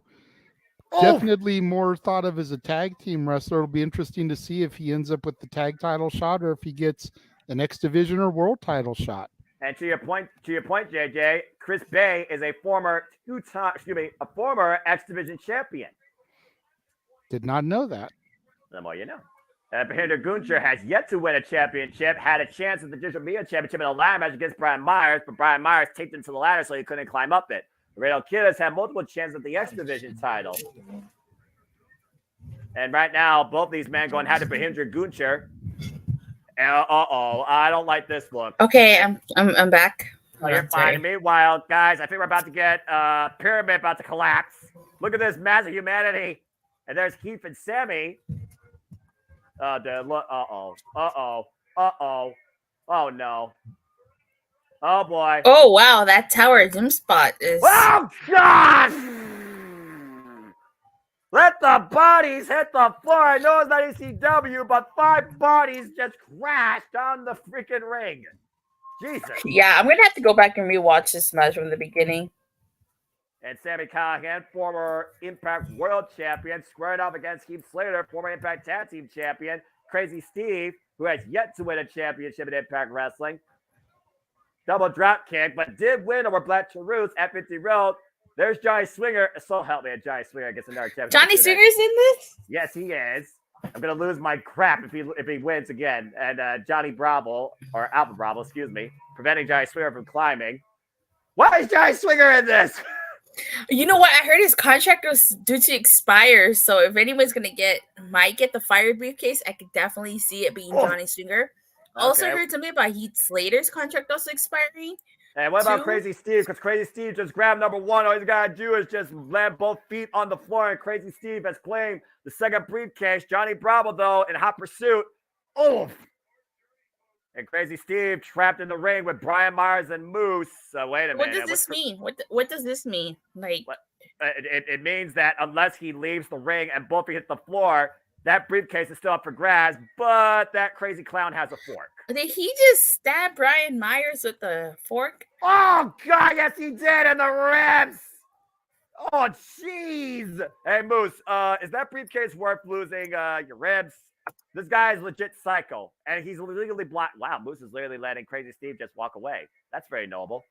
Or maybe, the Crush by Power of Valor. Crazy Steve has claimed the second briefcase, number 1, in hand. Wow. And now we're down to 2 cases. Also, Brian Myers might need medical attention because, he literally stabbed the man in the freaking ribs. What the hell? That Moose up in the ring by himself now, looking to grab briefcase number 2. And then we got Steve Macklin, who, again, what a war with him and Josh Alexander. Looking to tag him back. Oh, and the crosshairs. That looked a little bit below the belt, in my opinion. KIA! Double underclick DDT. Aggression falling in. And Gunther running knee strike. Everybody's just crashing into each other. Is that Jay Vidal? Jay Vidal's in this too? Yeah, Jay Vidal's in this. That's correct. Obviously trying to win someone for the Entourage. Oh. And right now, Jay Vidal, this is the most I've seen him about. Oh! It's Swigger and Jay Vidal. Why is this a thing in 2023? This is the Hey, definition of why are ham you and hating eggers. on Swinger? I'm not hating on Swinger. I'm just thinking this is weird, Dattila. It's the 80s, freaking 43 years later. Oh, the clap. And I'm not talking about the Macarena. A good choice, bad choice. Johnny Bravo looking to go up and grab a briefcase. Now he's grabbing that for himself or Dirty Dango? Probably for Dirty Dango. Wouldn't surprise me. Sammy Callahan, different plans though. Thumbs up. Yep. Thumbs down. And we all know what that leads to, as I'm about Cactus to see Driver what you just 97. saw. Cactus Driver 97. Whoa! Slingshot Spear by Skyler. One half of the good hands. Kushida now trying to pull the play. Crossbody. Kushida falling short, of course, off the second rope. Good God, the height of Kevin Knight. I think you're slightly ahead of me, so that's it. That's all right. It's all good. Again, so we talk about feast or fire. Just think about this. It's like Money in the Bank. You call your shot, but you risk being fired. Out of this entire field, who needs a shot the most, particularly at any championship? Oh! Yeah. And so far, we've had 2 cases grabbed. Black Taurus with that spine buster. Big spine buster by Black Taurus. Black Taurus has had multiple chances at the X Division Championship and fallen short. Laredo Kid up and over. Oh, Canadian Destroyer! The standing ovation? I believe. There's Yuya. Up on the shoulder. Oh, one hit wonder. Hey, Joe Henry has had more than one hit wonders, but that one hit wonder might be enough for Joya to seize the opportunity. Come on, Joya. Do you believe?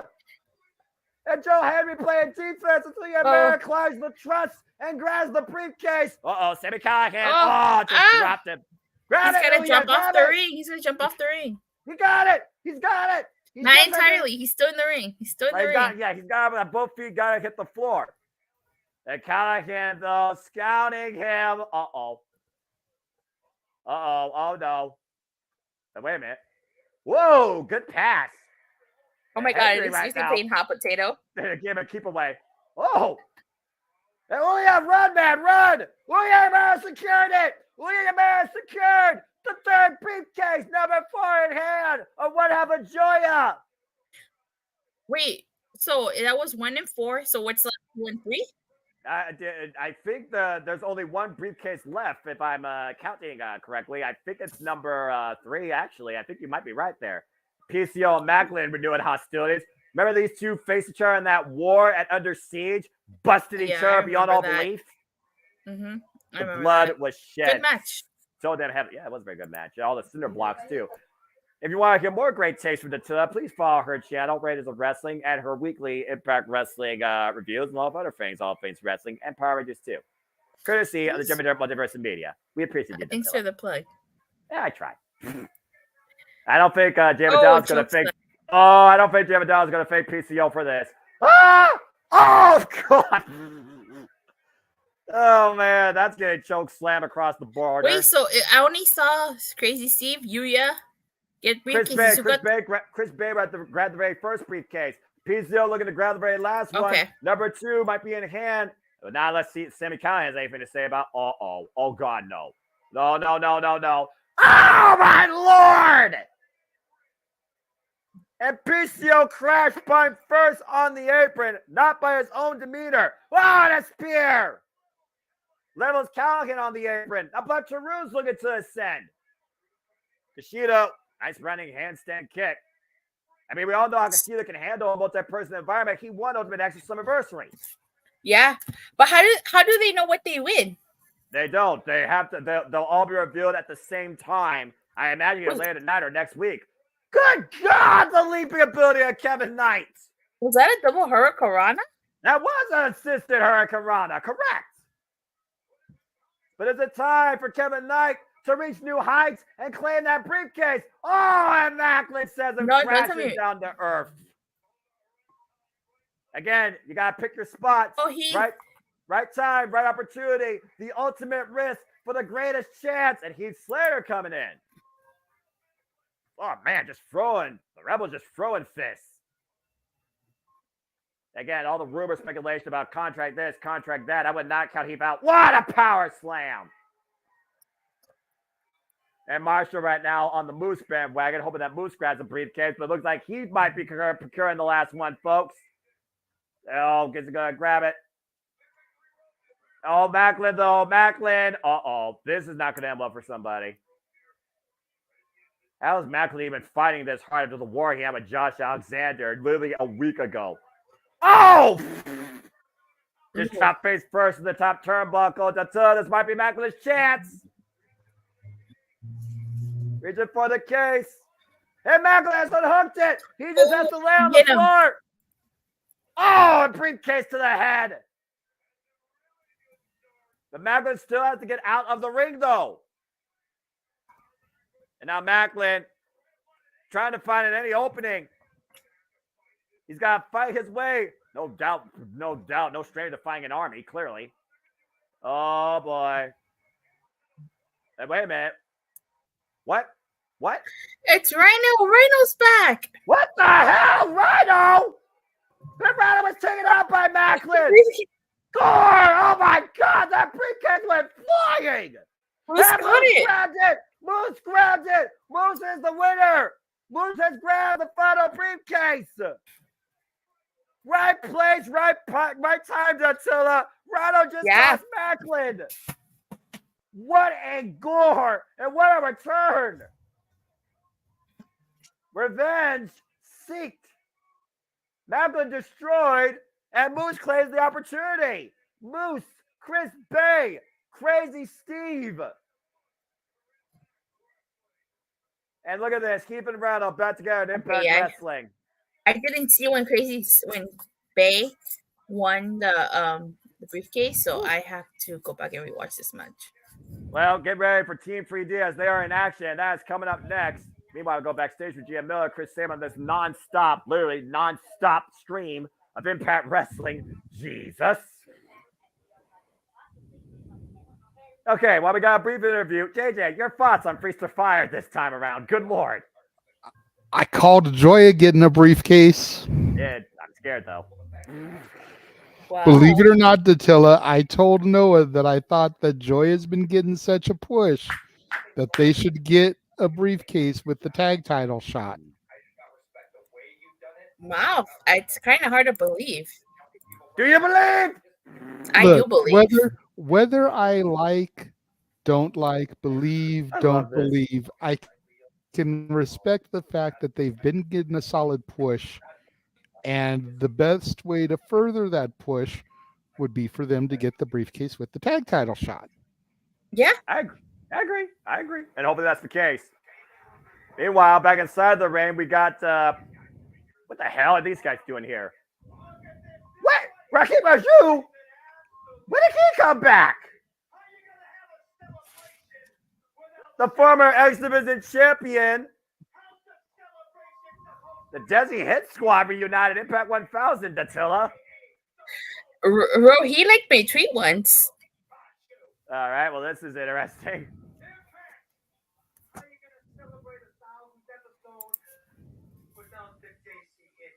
I mean, the guy that was all about opportunity.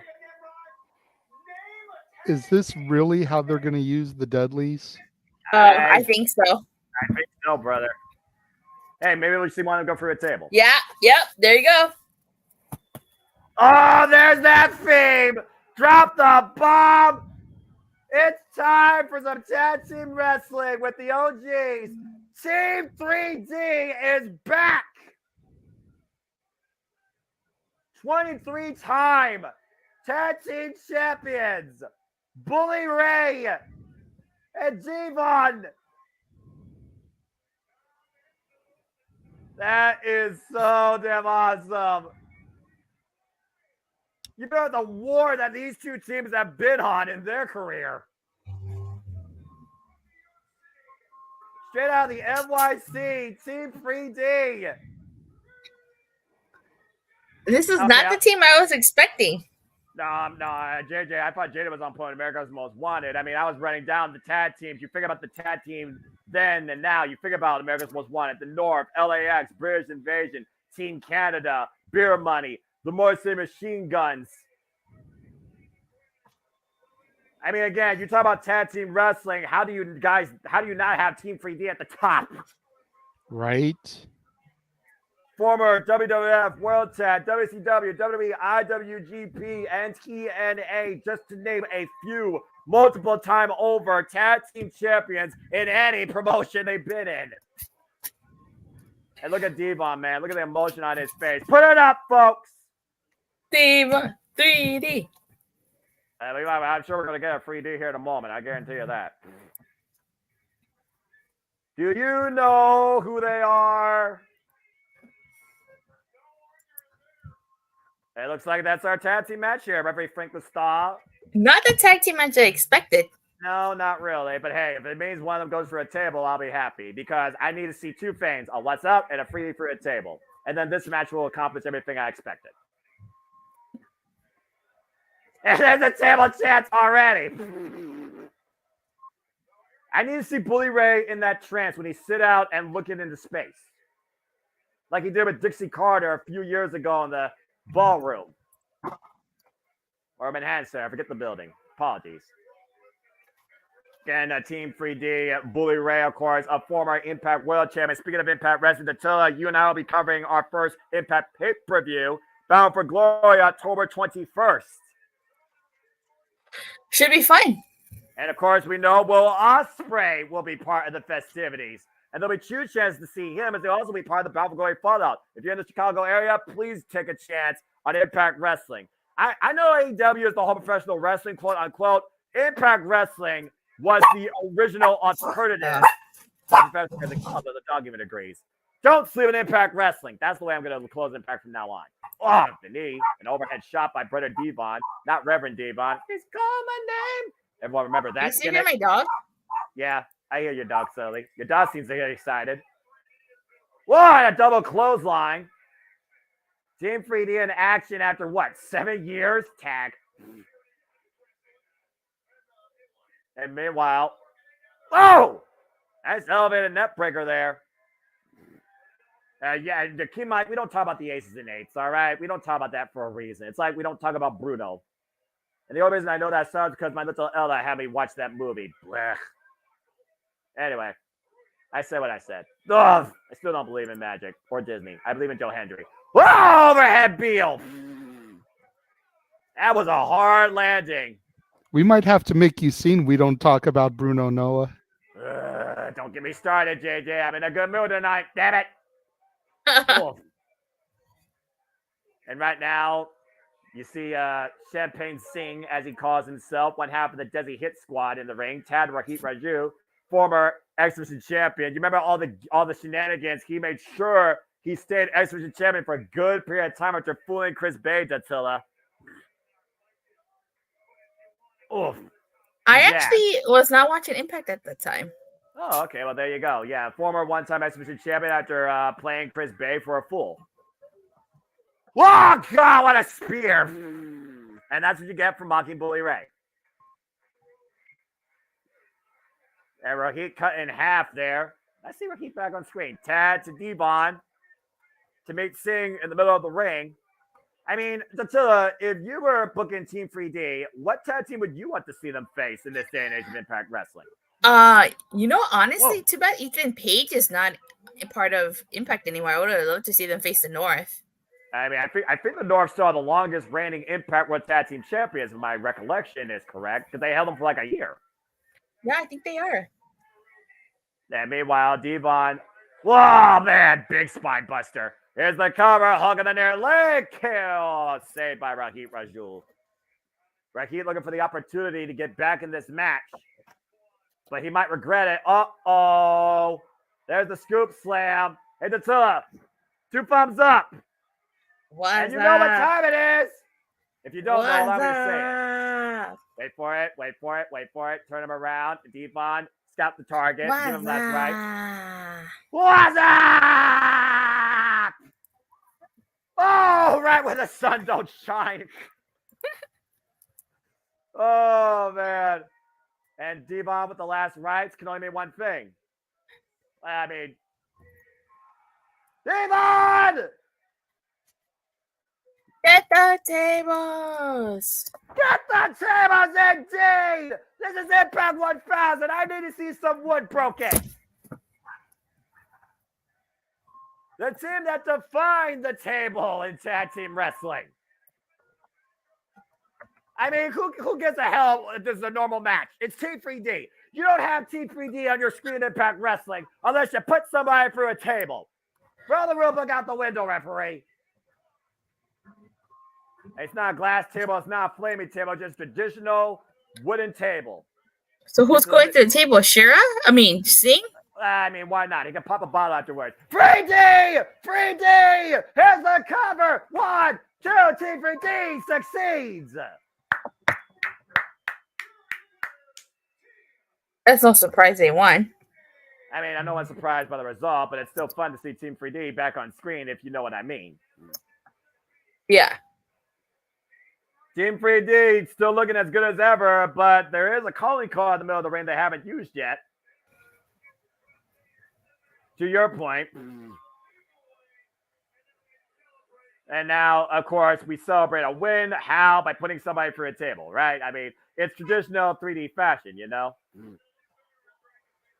Well, Rakid, I hope coming back to Impact was worth. Oh no.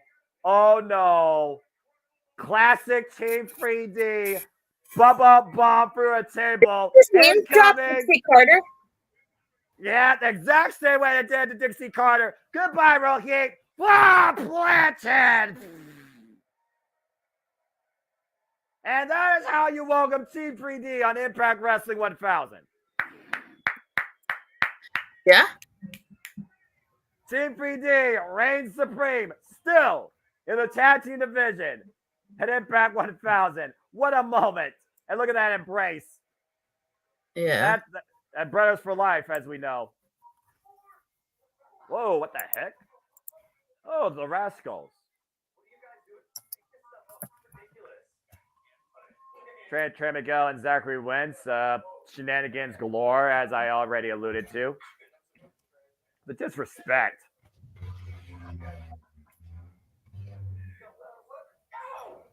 There you go.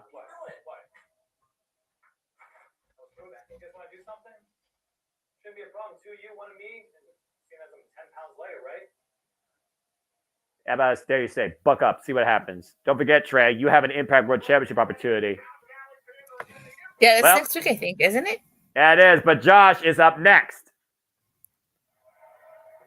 As we welcome in the Heartbeat, the Standard, the Iron Man of Impact Wrestling, and the longest reigning Impact World Champion in this company's history, Josh Alexander. After surviving a first-time war, and I do mean war quite literally, with Steve Macklin 1 week ago, risking further injury on that surgery-repaired left tricep, Josh Alexander proved why he is Impact Wrestling and now comes out to celebrate on Impact 1000. He actually surpassed Bobby Roode, which was the second longest reign. So Josh Alexander only has the shortest, but the longest reign as Impact World Champion. And again, just so we talked about during our call, that match was pinnacle. In my opinion, that match cemented Josh Alexander as the #1 contender for the Impact World Championship. And I wonder if he's going to talk about that.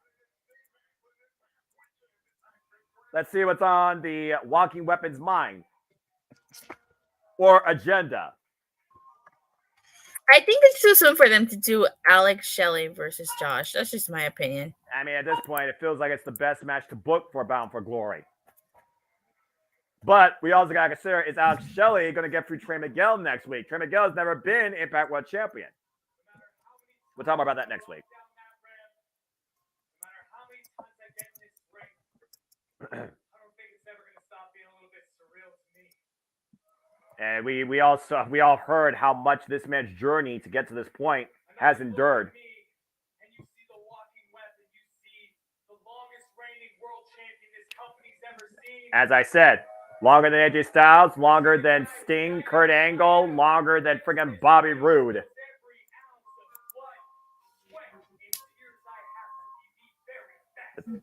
And he pushes himself to his limits and beyond. 336 days, 27 defenses, Dattila. Yeah. Again, he has defended that title against Kazarian, Kenta, Tomoyoshi E, Alex Shelley, Eddie Edwards, Eric Young, Speedball Mike Bailey to a near 60-minute draw, just to name a few. Don't forget Tamahiro Ishii and Charlie Haas. Charlie Haas was freaking out of nowhere. That's awesome still. But again, we're here to celebrate Impact Wrestling, and Josh Alexander, he would be rather dead than not be there. It is his home, quite literally. I'll be back. You're good. I think he discovered this when he was 15 years old.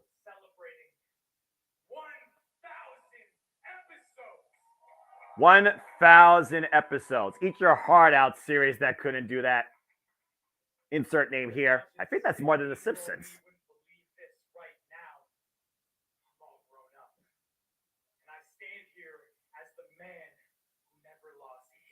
Oh, that's right. You never lost it. You had to relinquish it.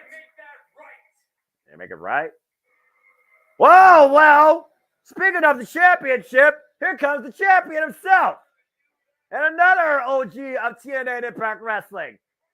Detroit powered, one half of the Moisty Machine Guns, Alex Shelley. Alex Shelley, who says he now fights for his generation, overcoming the likes of Magnus, a.k.a.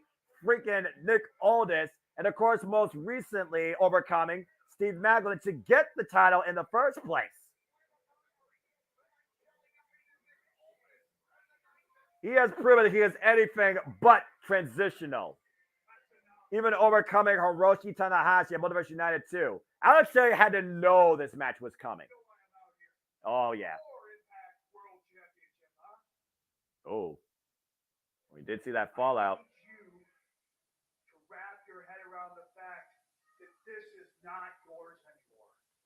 Yeah, that's true. I wonder if Alex Shelley is more so convincing himself. He has the title, but he doesn't have that victory. All right.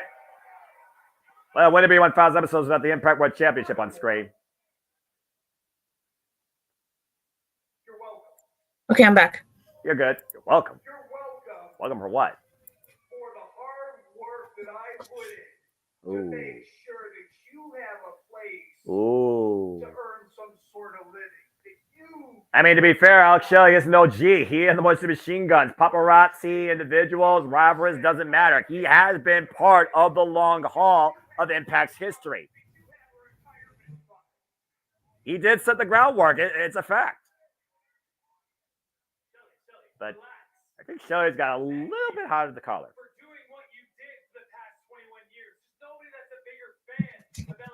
Remember last year when Alex Shelley said, "There's your Alex Shelley autograph, Josh," ahead of the match at Emergence? I'm just saying. What autographs? What are you talking about? Last year that's right, you weren't watching at the time. Last year ahead of Emergence, they had a contract signing. It was Alex Shelley that influenced Josh Alexander to be a professional wrestler. And during that contract signing, Alex Shelley said, "There's your Alex Shelley autograph, Josh." And what did Alex Shelley get from Josh at Emergence at the time? A loss for the Impact World Championship. Yeah. Damn, called him a mark. Huh. Again, he did it his own way. He was not part of the mold. He made the mold out of himself. Oh. Yep, the most title reigns at 6. You're all right, Marshall, but not the most days as champion. In the single run, especially.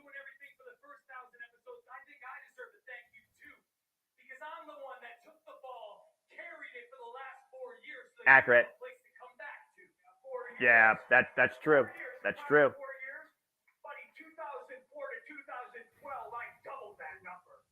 Whoa. Okay, again, one upsmanship here, apparently. I like this. made an impression on these fans for a longer time than me. Hell, you're a great champion. Great You've champion. had so many defenses, right? Tanahashi, Steve Macklin, the list goes on. Nick Aldis. I give credit where credit's due. But what's Yep. that one world championship match you had that you didn't win? That's right. Against the very man last year. at Emergence, as I said. Are you echoing or am I the one echoing? Because I I can don't hear think an I'm echo. echoing. No, I don't hear no echo. Am I echoing on your end? I don't hear you I echoing. hear on my it. end. Weird. Bueller. Pigs in space. There's no echo on my end. I'll tell you that much. This isn't your story. Ooh. I am the main character in Josh. Oh, wow. Okay. This is not Legend of Zelda, but damn. I want that match too. You know why? Because it's gonna prove to you Oh boy. and to me that I'm better than you. And you know it. You want this match? Okay. I'm just saying. Here right now. We can do this anywhere. Hey, let's do it Oh, the tonight. Rascals. I want to call it. Oh, come on. God bless it. These freaking rapscallions, the Rascals. You know what Saturday, this Wednesday, means? Pacific, You know what this means? We're gonna probably get a tag team match player. Holla. Yeah, you know what? You very well might be right. But also, let's not keep in mind, Alex Shelley defends the title next week against Trey Miguel. And Josh Alexander, whoa. Again, these two need to stay out of this damn business. Doesn't concern them. Alex Shelley, Josh Alexander, eye to eye. They are not stepping away from each other. Oh, and again, clubbing shot. Oh, and Shelly just left. Yeah, Shelley's not even helping him. Again, how much did that loss stick in the craw of Alex Shelley, Datilla? And now look at this. Oh, a handstand kick right to the face of Josh Alexander. We are honored the past. We look forward to the future, today and the present. And Alex Shelley can't get over it, clearly.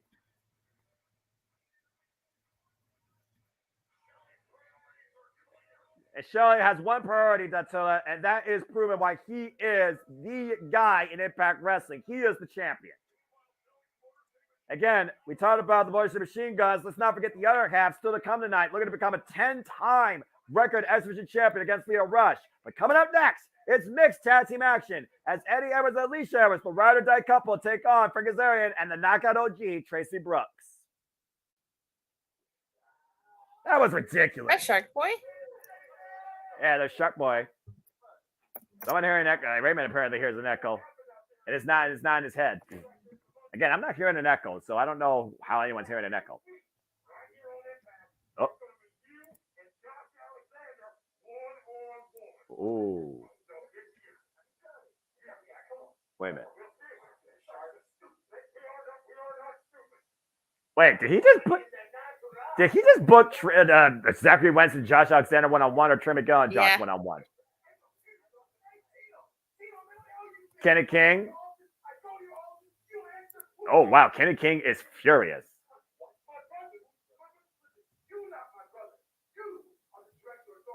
He is the director of a party.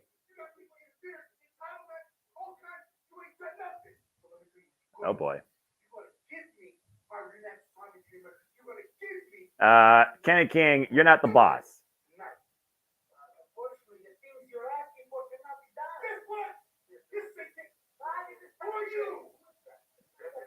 Apparently, Kenny King never heard of Shark Boy.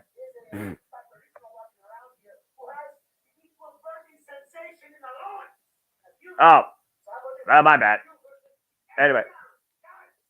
Wait, Kenny King versus Eric Young? Next week? All right. Well, again, another Impact OG, and it must have been my TV. Sorry about that. Either way, you can watch it on YouTube. So there you go. Well, again, there's no rest for the weary, and the business still continues to unfold here. It's now an Impact 1000 as the Ride or Die couple look to seek some revenge after Alicia Edwards came short up against Trinity. These two that, of course, been part of Impact Wrestling since 2017. Eddie Edwards, a former Impact World Champion and Impact Tag Team Champion. Alicia Edwards, no championships in her career. But again, they are the Ride or Die couple. They have decided to grow together or rule together. Not try to make one better than the other, but try to literally work with each other. And we saw how close it came to Alicia trying to steal the Knockouts World Championship from Trinity. Of course, the original knockout, Tracy Brooks, made sure that was not going to happen, Tatsila.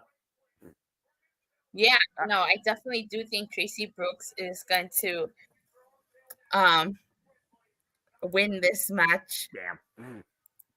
Well, again, Tracy Brooks, knockout OG, if you know what I mean. She used to manage the likes of Bobby Roode when he used to roll solo. She was also part of the first ever knockout Queen of the Cage match and Makeover Battle Royale, take that for what you will, and enforced her own law and order in what she called Knockout Law. And now Tracy Brooks tags alongside, you guessed it, friggin' Kazarian tonight in mixed tag team action. I believe this is our first match in, gum, how long now? It's got to be at least friggin', 10 years or something like that? Miss Not Brooks? put test marker. It's been a long time since I've seen her in action, I'll tell you that much. Oh, I think they just said 12 years. So there you go.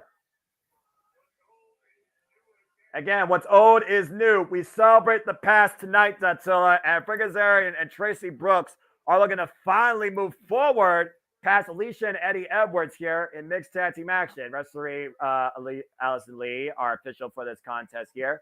And of course, we saw a personal that's got particularly. Hey, okay, hold on. Don't insult the kid's son. Seriously, dude. Have you not made this personal enough? We saw what happened at Killer Kowalski School when Eddie Edwards couldn't even honorably beat Kazarian. He had to use his wife. What does that show? What type of man is Eddie Edwards when he can't even get a win on his own, when he tried to settle a personal score? And then we saw what happened. He inadvertently shot the kendo stick, and I believe it was rightfully deserved. And then Alicia Edwards got what she deserved. This has been a whole back and forth game. The bottom line is this. Eddie Edwards has not beaten Kazarian on his own in this entire rivalry. Ooh. Okay, here we go. Oh, my God. That's how you bitch. That's how you slap a bitch. And Tracy Brooks just trying to tear the weave out of Alicia Edwards. And Kazarian, Alicia deserves it, though, after everything she's done to Frankie. I mean, to be fair, you pissed off a mother. What's more angry, a wife or a mom? And Tracy Brooks, again, you don't be a freaking valet for the likes of Bobby Roode without knowing to have a bit of a mean streak. I'm just saying. Or business partner, excuse me. She was a business partner of Roode Industries, I believe it was called. Eddie Edwards took Kazarian. Oh! The snap suplex on the floor. Things just breaking down here tonight in Impact 1000 as Tracy Brooks right now brought back inside the ring. I believe the women are legal. This is mixed tag team action. The women fight the women. The men fight the men. And I believe the last time we saw Alicia and Eddie Edwards in mixed tag team action was against Angela Love and Davey Richards. And why they did win that match day one, right? Oh, yeah, that was the match. That was the match they won a while back. Again, these two claiming that they wave the Impact Wrestling banners. They are green with envy like they're Titantron. I still think Boston, by the way, and New York don't like each other based on this crowd reaction I'm hearing. Oh, no, my internet went down. Uh-oh. Technical difficulties. Can you try to refresh? Oh, paintbrush him in the face. There's a tag to Kazarian. You just keep me posted, pal. The shoulder block over the top. Kazarian, of course, I believe 5 or 6-time X Division champion. I don't think Eddie Edwards has held the X Division championship. Oh, yeah, kick to the back. Whoa, almost took a cheap shot at Alicia. Up and around. Blood Thunder Bomb!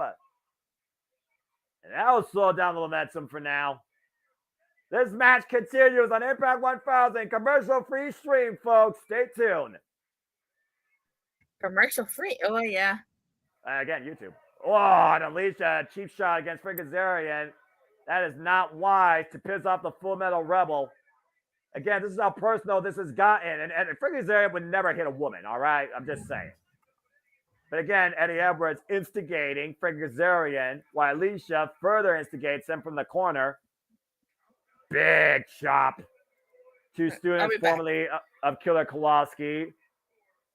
We see them tag. We see them rival. The battles between these two at against all odds. Oh, my! What a friggin' back body drop and Slammiversary. Eddie Edwards in the cover, the 1 count only. Of course, Frank Kazarian, he came back to Impact Wrestling, as we know, to fulfill what he called his legacy. Raise this company to new heights and become the Impact World Champion. A feat Eddie Edwards has accomplished. Whoop. And back in there, and a backstabber. Jeff knows, and that's right. You are absolutely right, King Mike. Again, folks, this is our coverage of Impact Wrestling 1000 Part 1. As, of course, this will occur over the next 2 weeks, so this week and next week. Oh, and Alicia drops Tracy Brooks face first on the apron. Again, please like, subscribe, comment, tell a friend if you're enjoying the conversation. If you want to dictate the conversation, super chats, as simple as that. Appreciate all y'all's viewership. And again, do not sleep at Impact Wrestling. We are at 1,000, and as far as I'm concerned, we're only just getting started. A DDT by Alicia to Frank Kazarian to the floor from the apron. And he never saw it because of Eddie Edwards. Again, the 2-on-1. Oh, God, give me a break. Go to Motel 6 with that bullshit. God. There's a place and time for that, and it's not on Impact Wrestling. Especially with someone as vile as you two. Ugh. And Allison, once again, as Mosh, Eddie Edwards, bringing him back inside the ring before the 10 count. Kazarian right now trying to get back in this, squaring up against Eddie Edwards. Killer Kelly with the friggin' beautiful people. Okay, I need this trio in my life, please and thank you. That's a shot. And right now you see Eddie Edwards locking up against Frankie Kazarian up in the ropes. And Alicia, again, Alicia, cheap shot, cheap tactic. Again, behind the official the entire time. And Tracy Brooks can do nothing about it. Been a much more one-sided match here as Natilla tries to figure out her internet, folks. She'll be back here momentarily, I believe, for our main event, which will be for the X Division Championship as this Impact 1000 stream continues. JJ, welcome back to the booth. Again, you see this personal warfare between two real-life wrestling couples taking center stage here at Impact Wrestling 1000. Eddie Edwards controlling Kazarian in the corner. Your boy. Yeah, it's not the first time we've seen wrestling couples go at it toe-to-toe. You think about John Cena and Nikki Bella versus The Miz and Maurice a few years back. But seeing this confrontation, especially with the history that's been developing between Kazarian and Eddie Edwards. Oof. Okay, I'm back. You're good. Again, former students of Killer Kowalski. They even duked it out at Killer Kowalski's school. And of course, Eddie Edwards used his wife to his advantage to embarrass Frank Kazarian back at their stomping grounds, saying that he's a disgrace to his coach. I think I see the disgrace in front of me, and maybe he should look in a mirror. And Eddie Edwards again, tagged to Alicia, holding Frank Kazarian in place. What the hell is Alicia looking for here? Eddie Edwards caught his own wife. Whoa! All right. Well, hey, I mean, Alicia. Oh, there's a very contact there. O'Connor, Kazarian is not legal. Again, Alicia's legal. Wait a minute. Oh, look at this. Beautiful suplex and bridge. Oh! And nearly pinned both of them at once. Brilliant. That just goes back to the resourcefulness of Frank Kazarian, Tatilla. Oh, here we go. Tag to the OG. Tracy Brooks in the ring. And Tracy means business. She's not happy. She is a businesswoman and she is a mother. I'm just saying. She has been waiting for this. When Frank Kazarian says you're no longer a wrestler, you shouldn't be doing this. Ah, spear!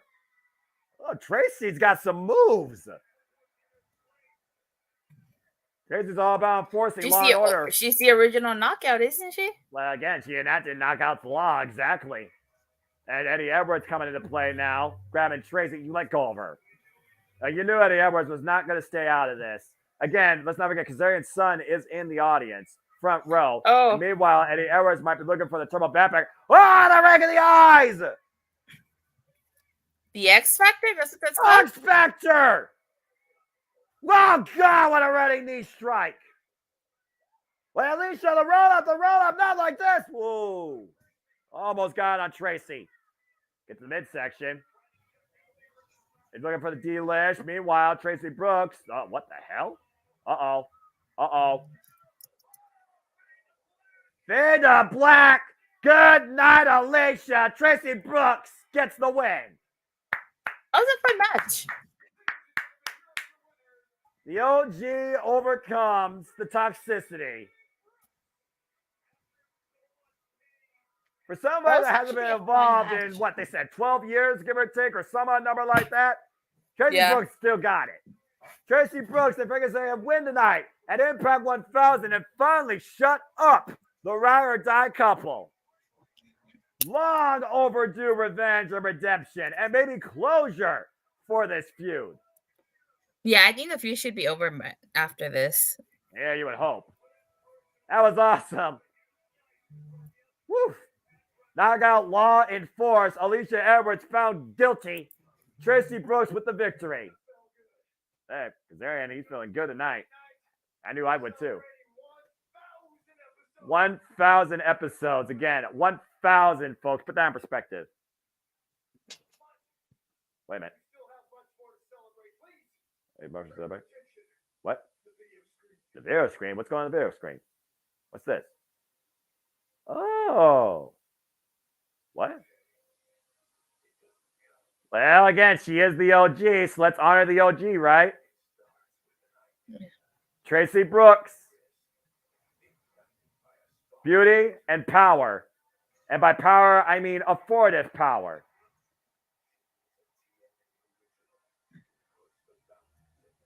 Squared against the likes of man and woman. You think about the feuds that she was involved in. She was part of the original Knockouts class. Look at that honor and respect. And Tom West was all over it. Cat fight! Oh, man. Oh, God. I got swung by Awesome Kong.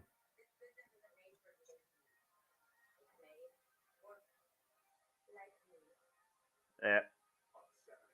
That's Saturday, October 21st, Bound for Glory. Wait a minute. Oh, wow. Congratulations. Congrats. Tracy Brooks is going into the Impact Wrestling Hall of Fame. A little tear in my eye. That is tremendous. Congratulations to the OG, the authority forever immortality. Tracy Brooks is part of the Impact Wrestling Hall of Fame class of 2023. Yeah. And she absolutely deserves it. Congratulations to Tracy Brooks. What a moment. What a return. Celebrating with their son Rebel.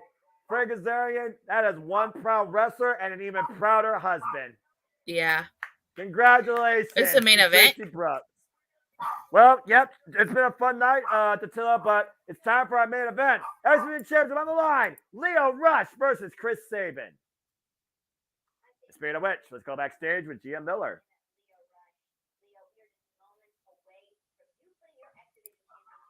Oh, boy.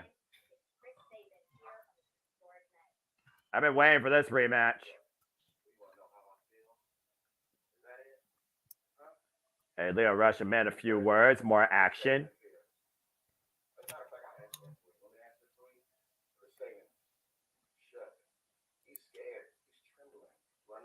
Why is he scared or trembling? I don't get that. I mean, he did beat him in record fast. I still can't believe how quick he beat him that night. Yeah, same. I still can't figure out, was that, like, did Chris Sabin get, like, a concussion or something? Like, was that kayfabe? I don't know. I thought a spike hit him in his eye and his vision was impaired. And I thought that basically cost him. Either way, it was a nasty landing on the entranceway. So, again, it could go to your point. Could be about concussion. But I guess we'll find out soon enough. I thought that was kind of odd. That whole match was odd. I was like, was this supposed to go down this way? I think there was an audible. But again, we are moments away from seeing history being once again redefined by the division of no limits. Speaking of history, next week, it is official. Josh Alexander goes one-on-one against Trey Miguel. As, of course, we will cover Impact 1000 next week on JMN with Mia. Also made official next week, it is Eric Young versus Kenny King. Sheldon G will be in the corner. Jake Something looks to prove how viable professional wrestling is against Dirty Dango with Alpha Bravo. Oh, wait, we have to wait till next week? That's right. That's next week. The Feast or Fire results will be shown. Someone's getting a pink slip, and someone's getting an Impact World Championship. And also next week, Ultimate X, we decided by Zachary Wentz, Rich Swann, Ace Austin, Alan Angels, Speedball Mike Bailey, and Laredo Kid. Who's got tickets to Bound for Glory? Alan Angels in a Ultimate X match? And he gave everybody low blows last time. Yeah, I know, but look at this star-studded field. That's the 5-on-5 knockouts tag team action. And let's go back to Victory Road, where once again, a dream was not dashed, but was achieved. After Sheldon Dean was ejected, Heath Slater with a wake-up call that woke up Tommy Dreamer, it seems, allowing him to hit Hold on, DDT. And Tommy Dreamer became the digital media champion. Still cannot believe Dreamer lives on. Speaking of which, there's the champion. To explain the emotions of an emotional man. You kidding me?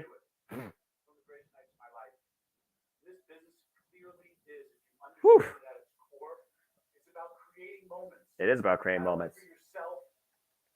Look at the wounds of this man's career being demonstrated in this man's face. He has been worked. Yeah.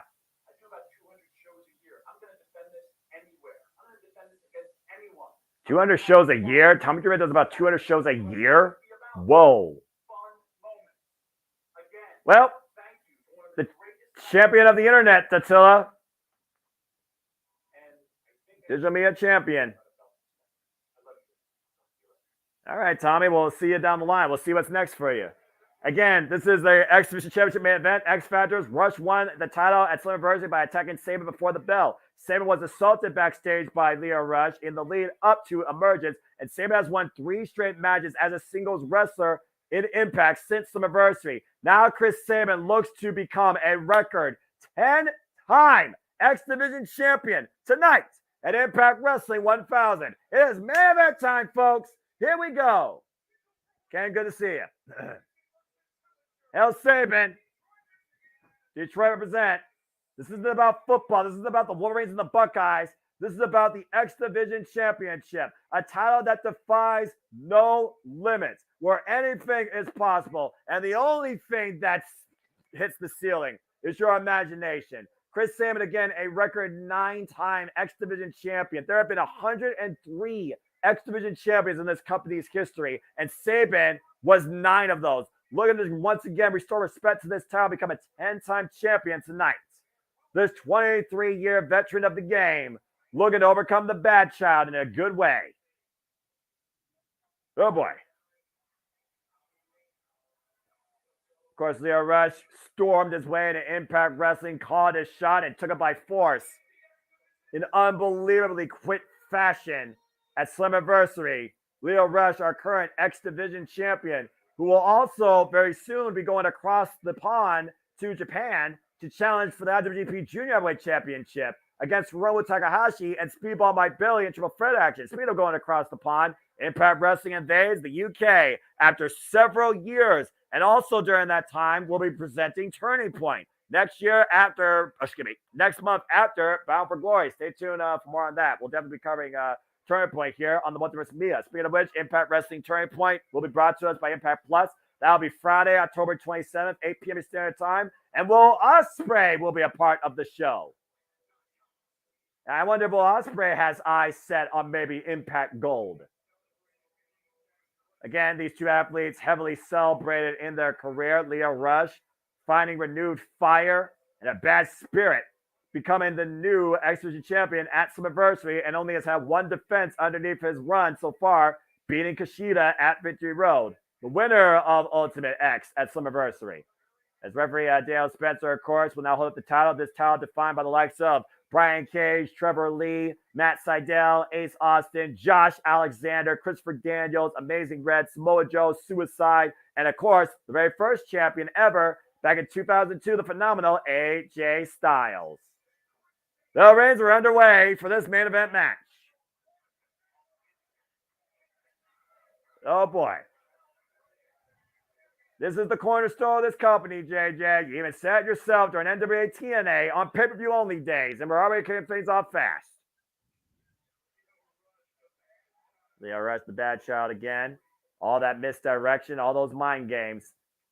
And Chris Sabin, drawn to the outside of the ring, might be playing the Leo Rush's game, though, or advantage here. Whoop.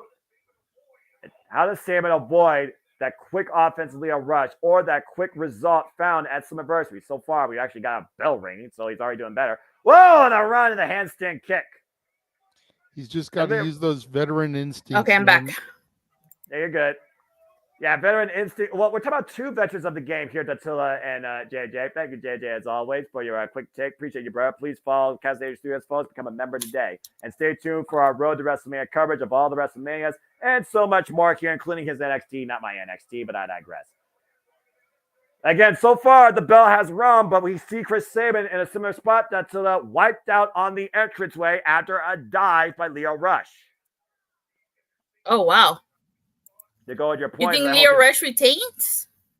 Look, all I know is we've seen X Division champions in long runs, and we've seen X Division champions in short runs. Let's not forget, Chris Sabin literally lost his previous X Division championship in his first defense against the man he's facing right now. Leo Rush has only had one defense of the title, and he's been champion since Summerversary. For those that aren't counting, that's about 2 months.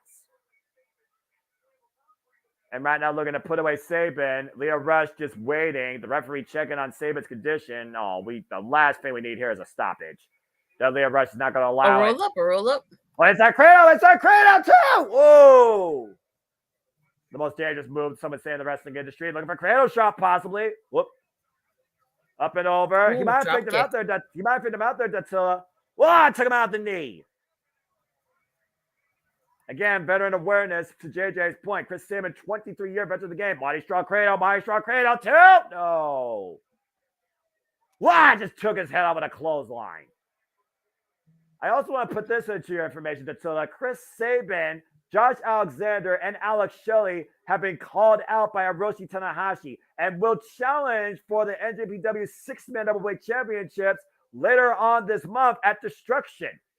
I saw that on Twitter.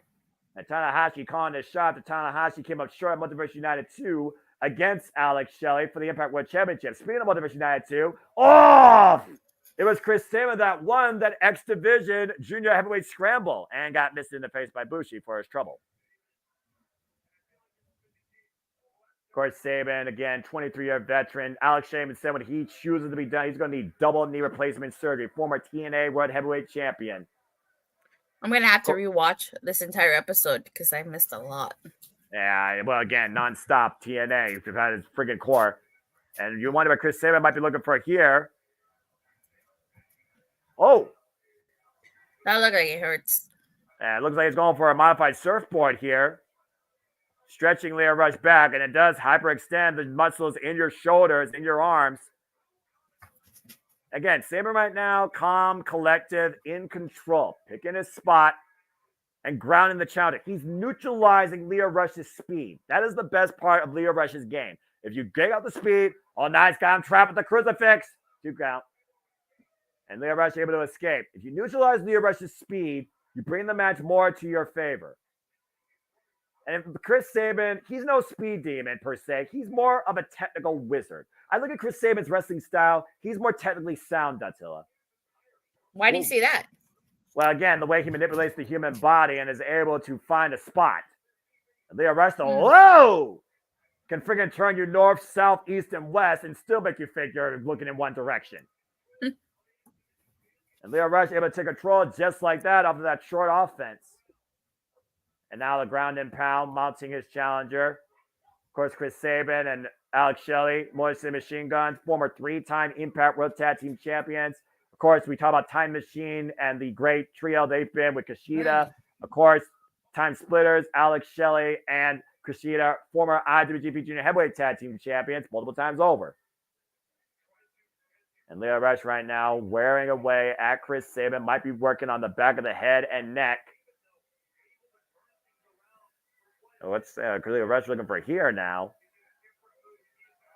And Leo Rush, again, I think Leo Rush took Sabin lightly and just was able to prey on his psyche.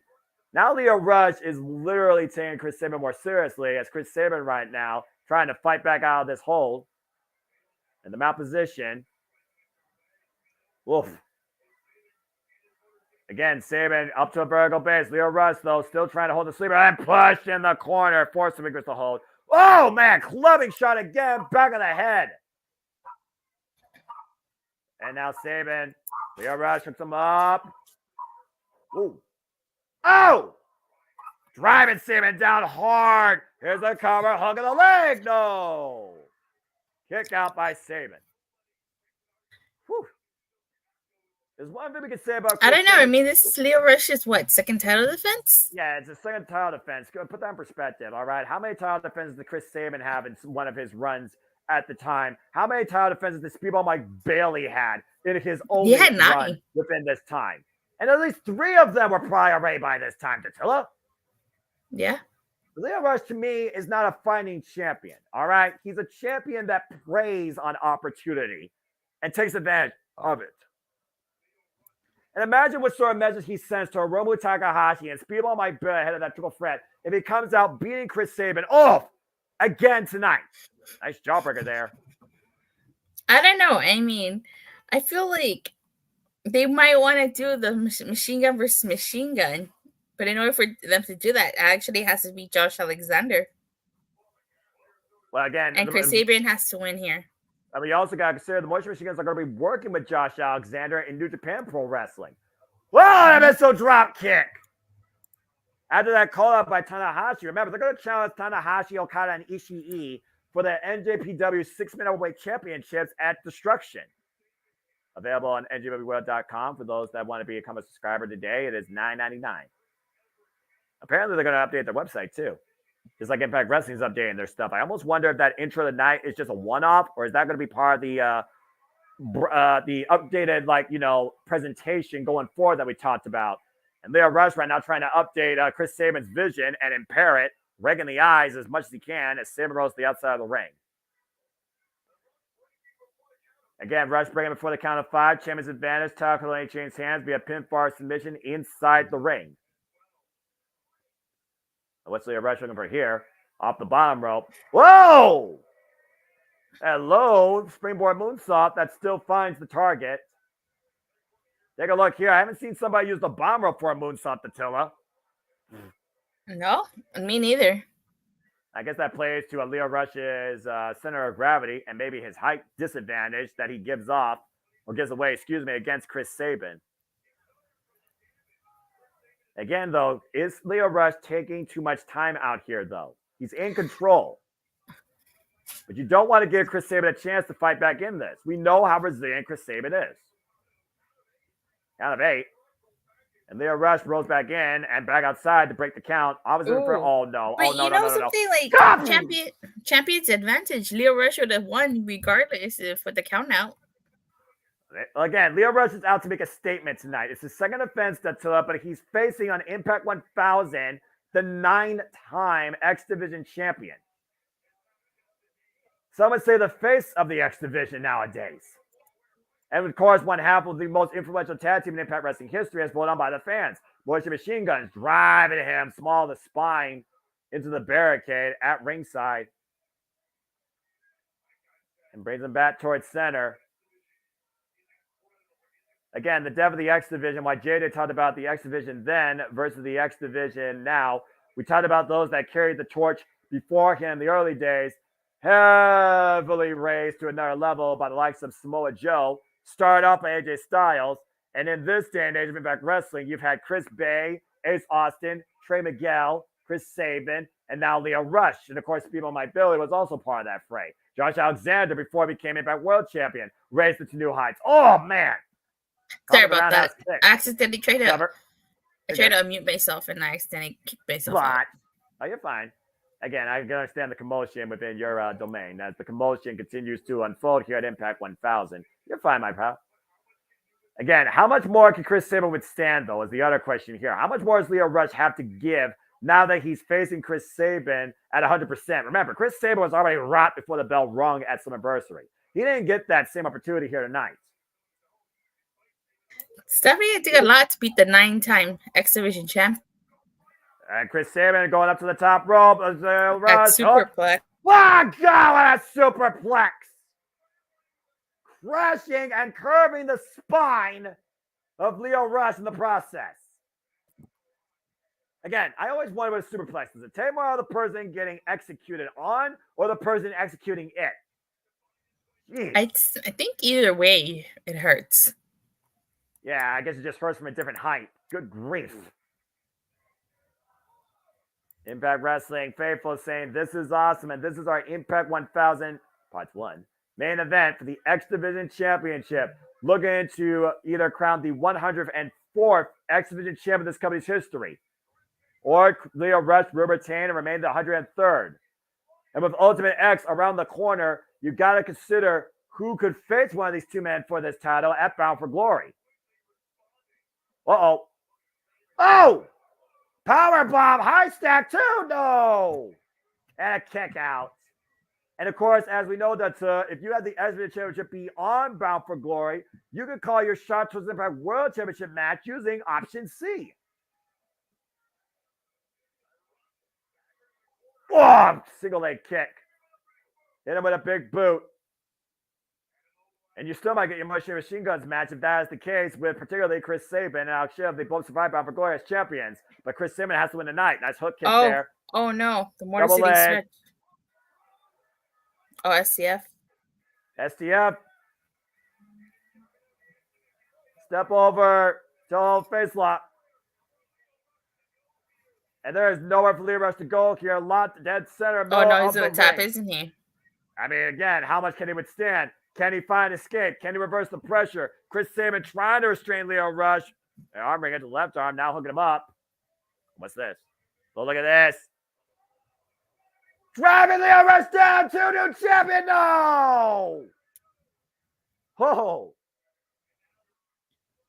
Oh, look at the eyes of Sabin, though. That is determination. Yeah, he might be looking for a big. Oh, is that down with the clothesline? Clothesline from Hell, Michigan. And Sabin got no, if he hits this, it's over. Yeah, he hits it, it's over. It's over. Cradle shot! Cradle shot! Cover! Oh! He kicked out of that. How?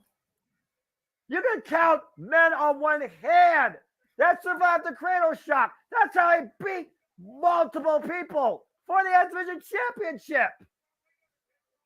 Take a look at this, Tatula. You thought you had a new champion here. 2 9/10. How in the hell did Leo Rush survive that? This is awesome indeed. And Chris Sabin, though, has to be a bit deeper in the playbook. For a guy that hasn't barely defended the title, Leo Rush is proving his worth towards what he believes he needs to do or withstand to remain the X Division champion. Oh God. My God. Oh, my God. Is he trying to kill him? I think he's going for an Atlas finisher cradle shot. That answers your question. Off the second rope. Hooking Leo Rush. Leo Rush, aware of the danger, though. Clubbing elbows, side of the head. Right to the jaw. He's gouging the eyes, just like Crazy Steve. Again, he also impaired the eyes earlier. Let's not forget that. Again, how bad is the vision of Chris Final Sabin? hour. And the drop zone, final hour connects.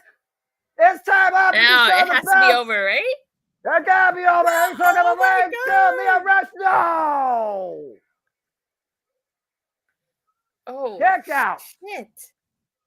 You gotta consider how much he bounced off that splash load. Watch the replay here. Look at the way he hit it, but look at how long it took him to go for the cover. That split second was all Sabin needed to survive that final hour. Oh, God. This makes me think Chris Sabin's going to regain the title. Again, this is what the X Division has proven how many times over. You never could truly predict who's going to out-wrestle the other. That's what it comes down to. What is the limit of your opponent? The final hour has not struck midnight yet. A clubbing forearm, though, took Sabin off his feet. Again, how bad does Leo Rush want this win? How bad does Chris Sabin want this win? Oh, God. Another clubbing shot. Leo Rush is literally hell-bent on beating Sabin tonight at Impact 1000 and retaining the SVG Championship. Well, Sabin, though, fighting back, though. Look at Sabin unloading on Leo Rush. Again, how long has this pent-up frustration been brewing inside Chris Sabin since Leo Rush beat him at Summerversary? A moment of no return for both of these men here. And we will stay with this match as long as we need to, folks. Yeah, they're going over, huh? Exactly. There's a clubbing shot there by Rush. Nice flurry of offense there. Oh, God. Oh, my word. Oh, super kick. On the button. And the wind-up. There's a pitch. Detroit Truckers be proud of that. Shell shock. Shouts the time machine. And he's got That's it. Up on the shoulders. It's over. It's over. Tornado shock. It's the I knew it. Oh, Chris Sabin has done it. He's a 10-time. 10-time. Perfect 10 tonight. Impact 1000. Hell, Sabin. This was one hell of a match. This was one hell of a match. Congrats. Chris Sabin is now a 10-time X Division champion. Hail Sabin indeed. Long live the king. What an incredible moment. And what a match. Look. And look at that. Look at the locker room come out here. Big something. Chris Bay, Alex Shelley, Heaps, the entire Impact locker room coming out here to celebrate. Again, we talk about locker room leaders. We talk about trailblazers. We talk about those that paved the way. Chris Sabin continues to do so tonight as we end Impact 1000 with a brand new 10-time X Division champion. And once again, Dattila, the era of the Moishi machine guns is in full ammunition and full throttle. As we leave you from the first part of this Impact 1000 presentation for my mighty commentator, Dattila, for the regular wrestling, JJ Williams, I'm the Seminole Foster saying, don't sleep on Impact Wrestling. Thank you for tuning in. Yeah, it was a fun episode. I didn't see all of it. Like I said, I got to go back and watch it. But from what I saw, it was a really fun episode. Yeah, you need to do your details. El Sabin, he did it, JJ. He did it. You were saying Dattila? I said, from what I saw, what I caught, it's a really fun episode. Definitely, they celebrated Impact tonight, and I cannot wait for part 2 next week. You and me both, my friend. You and me both. Yeah, it's really fun. Yeah. I'm still kind of dumbfounded about some of the stuff I saw tonight, like for real. 10 times. I'm not saying it 10 times because my voice is already going out. I got to save that voice, Noah. I got a lot ahead. Got to save it for karaoke. No, I got to save it for Grand Slam and Impact Wrestling Part 2 and Wrestle Dream and oh my NXT. Freaking No Mercy. No Mercy. No Mercy. Anyway. Yes, from Bakersfield, where no one wants to go. No. I can't believe of all the cities in California, they chose Bakersfield. Must have been the cheapest market or most available. I know. I'm just saying. I know. I don't know why they didn't do it in Ontario. I wouldn't have gone to Ontario at the very either. least, at least it would have been closer for me. Bakersfield's a 2-hour drive. Ontario's down the hill, so. Oh, man. That was fun. I can't wait for next week. And again, someone's getting a pink slip, folks. I can't tell from the people that won who would get the pink slip. Maybe Crazy Steve? It's hard to say. It really is. Again, the cases are Chris Bay, Moose, Uya Umera, particularly. I want to point that out. Particularly. And Crazy Steve, to your point.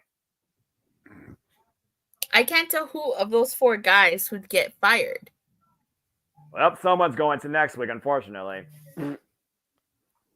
Shot in the dark here, but what if it's Moose? I doubt it last because time- Moose renewed his contract recently. Right, but the last time he won a briefcase, he cashed it in and won the world title. What if this time he gets the pink slip? And kayfabe fire rings and loopholes have been found before in the history of Feast or Fired. So again, a very real possibility and not maybe necessarily permanent. And you think about the way he got the briefcase. Like the briefcase wasn't intended for him. Macklin had it. Exactly. But it flew out of his hands and into Moose's hands. That and was just, funny. Just by sheer happenstance from catching it, now he gets fired. Man, that was a hell of a pass, though. I will say, man, that was crazy. What a pass. That was hilarious. I was laughing. I mean, Moose is a former football player, so he knows how to be in position for a pass. I'm just saying. That was awesome. Well, whew, I'm good. Don't gotta worry about using my voice till next week, Wednesday, for NW Grand Slam. And God, that looks like a pay-per-view level card. Let's freaking go. Yeah, for real. There's so much stuff coming up on the horizon that I'm going to go ahead and run really quickly our upcoming watch-alongs before we sign off. All right. What's my voice? Check this out.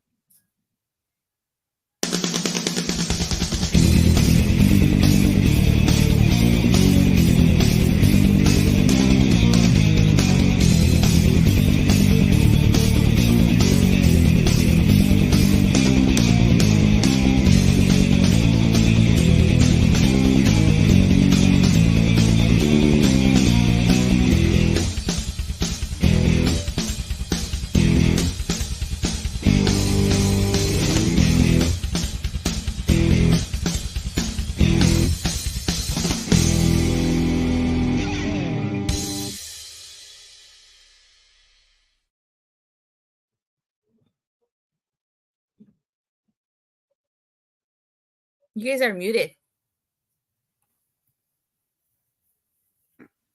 There we go. Okay, what was I saying? Oh, yeah. All the wrestling, all the professional wrestling, and sports entertainment. Let's fucking go!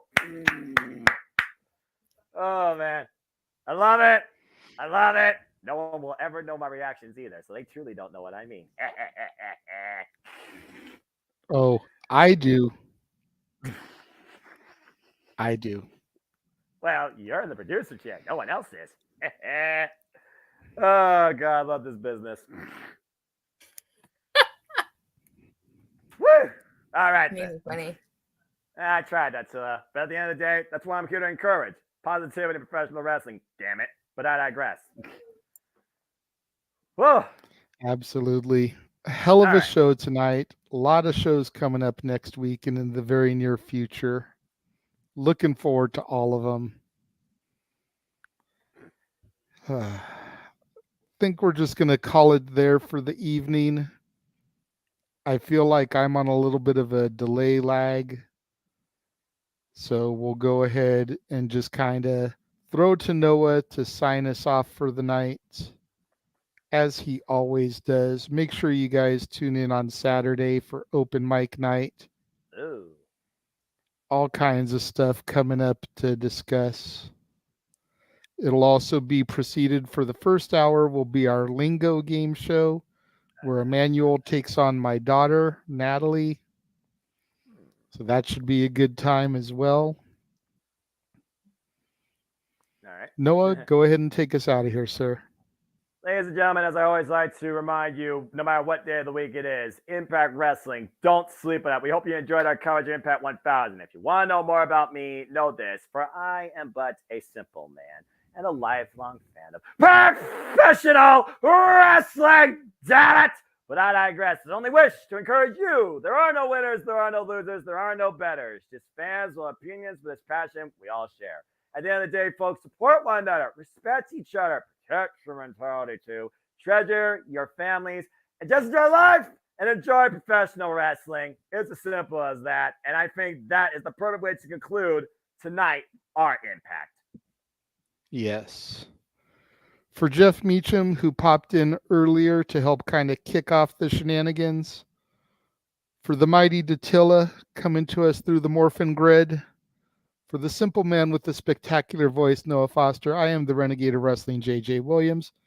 Thank you for joining us for night 1 of Impact 1000 as we get set to do this all over again next week, sandwiched in between episodes of AEW Grand Slam, Dynamite, and Rampage. Yes. And until open mic night on Saturday, we will catch you guys later. Have a good night, folks. Bye. Don't sleep with Impact Wrestling. Damn it.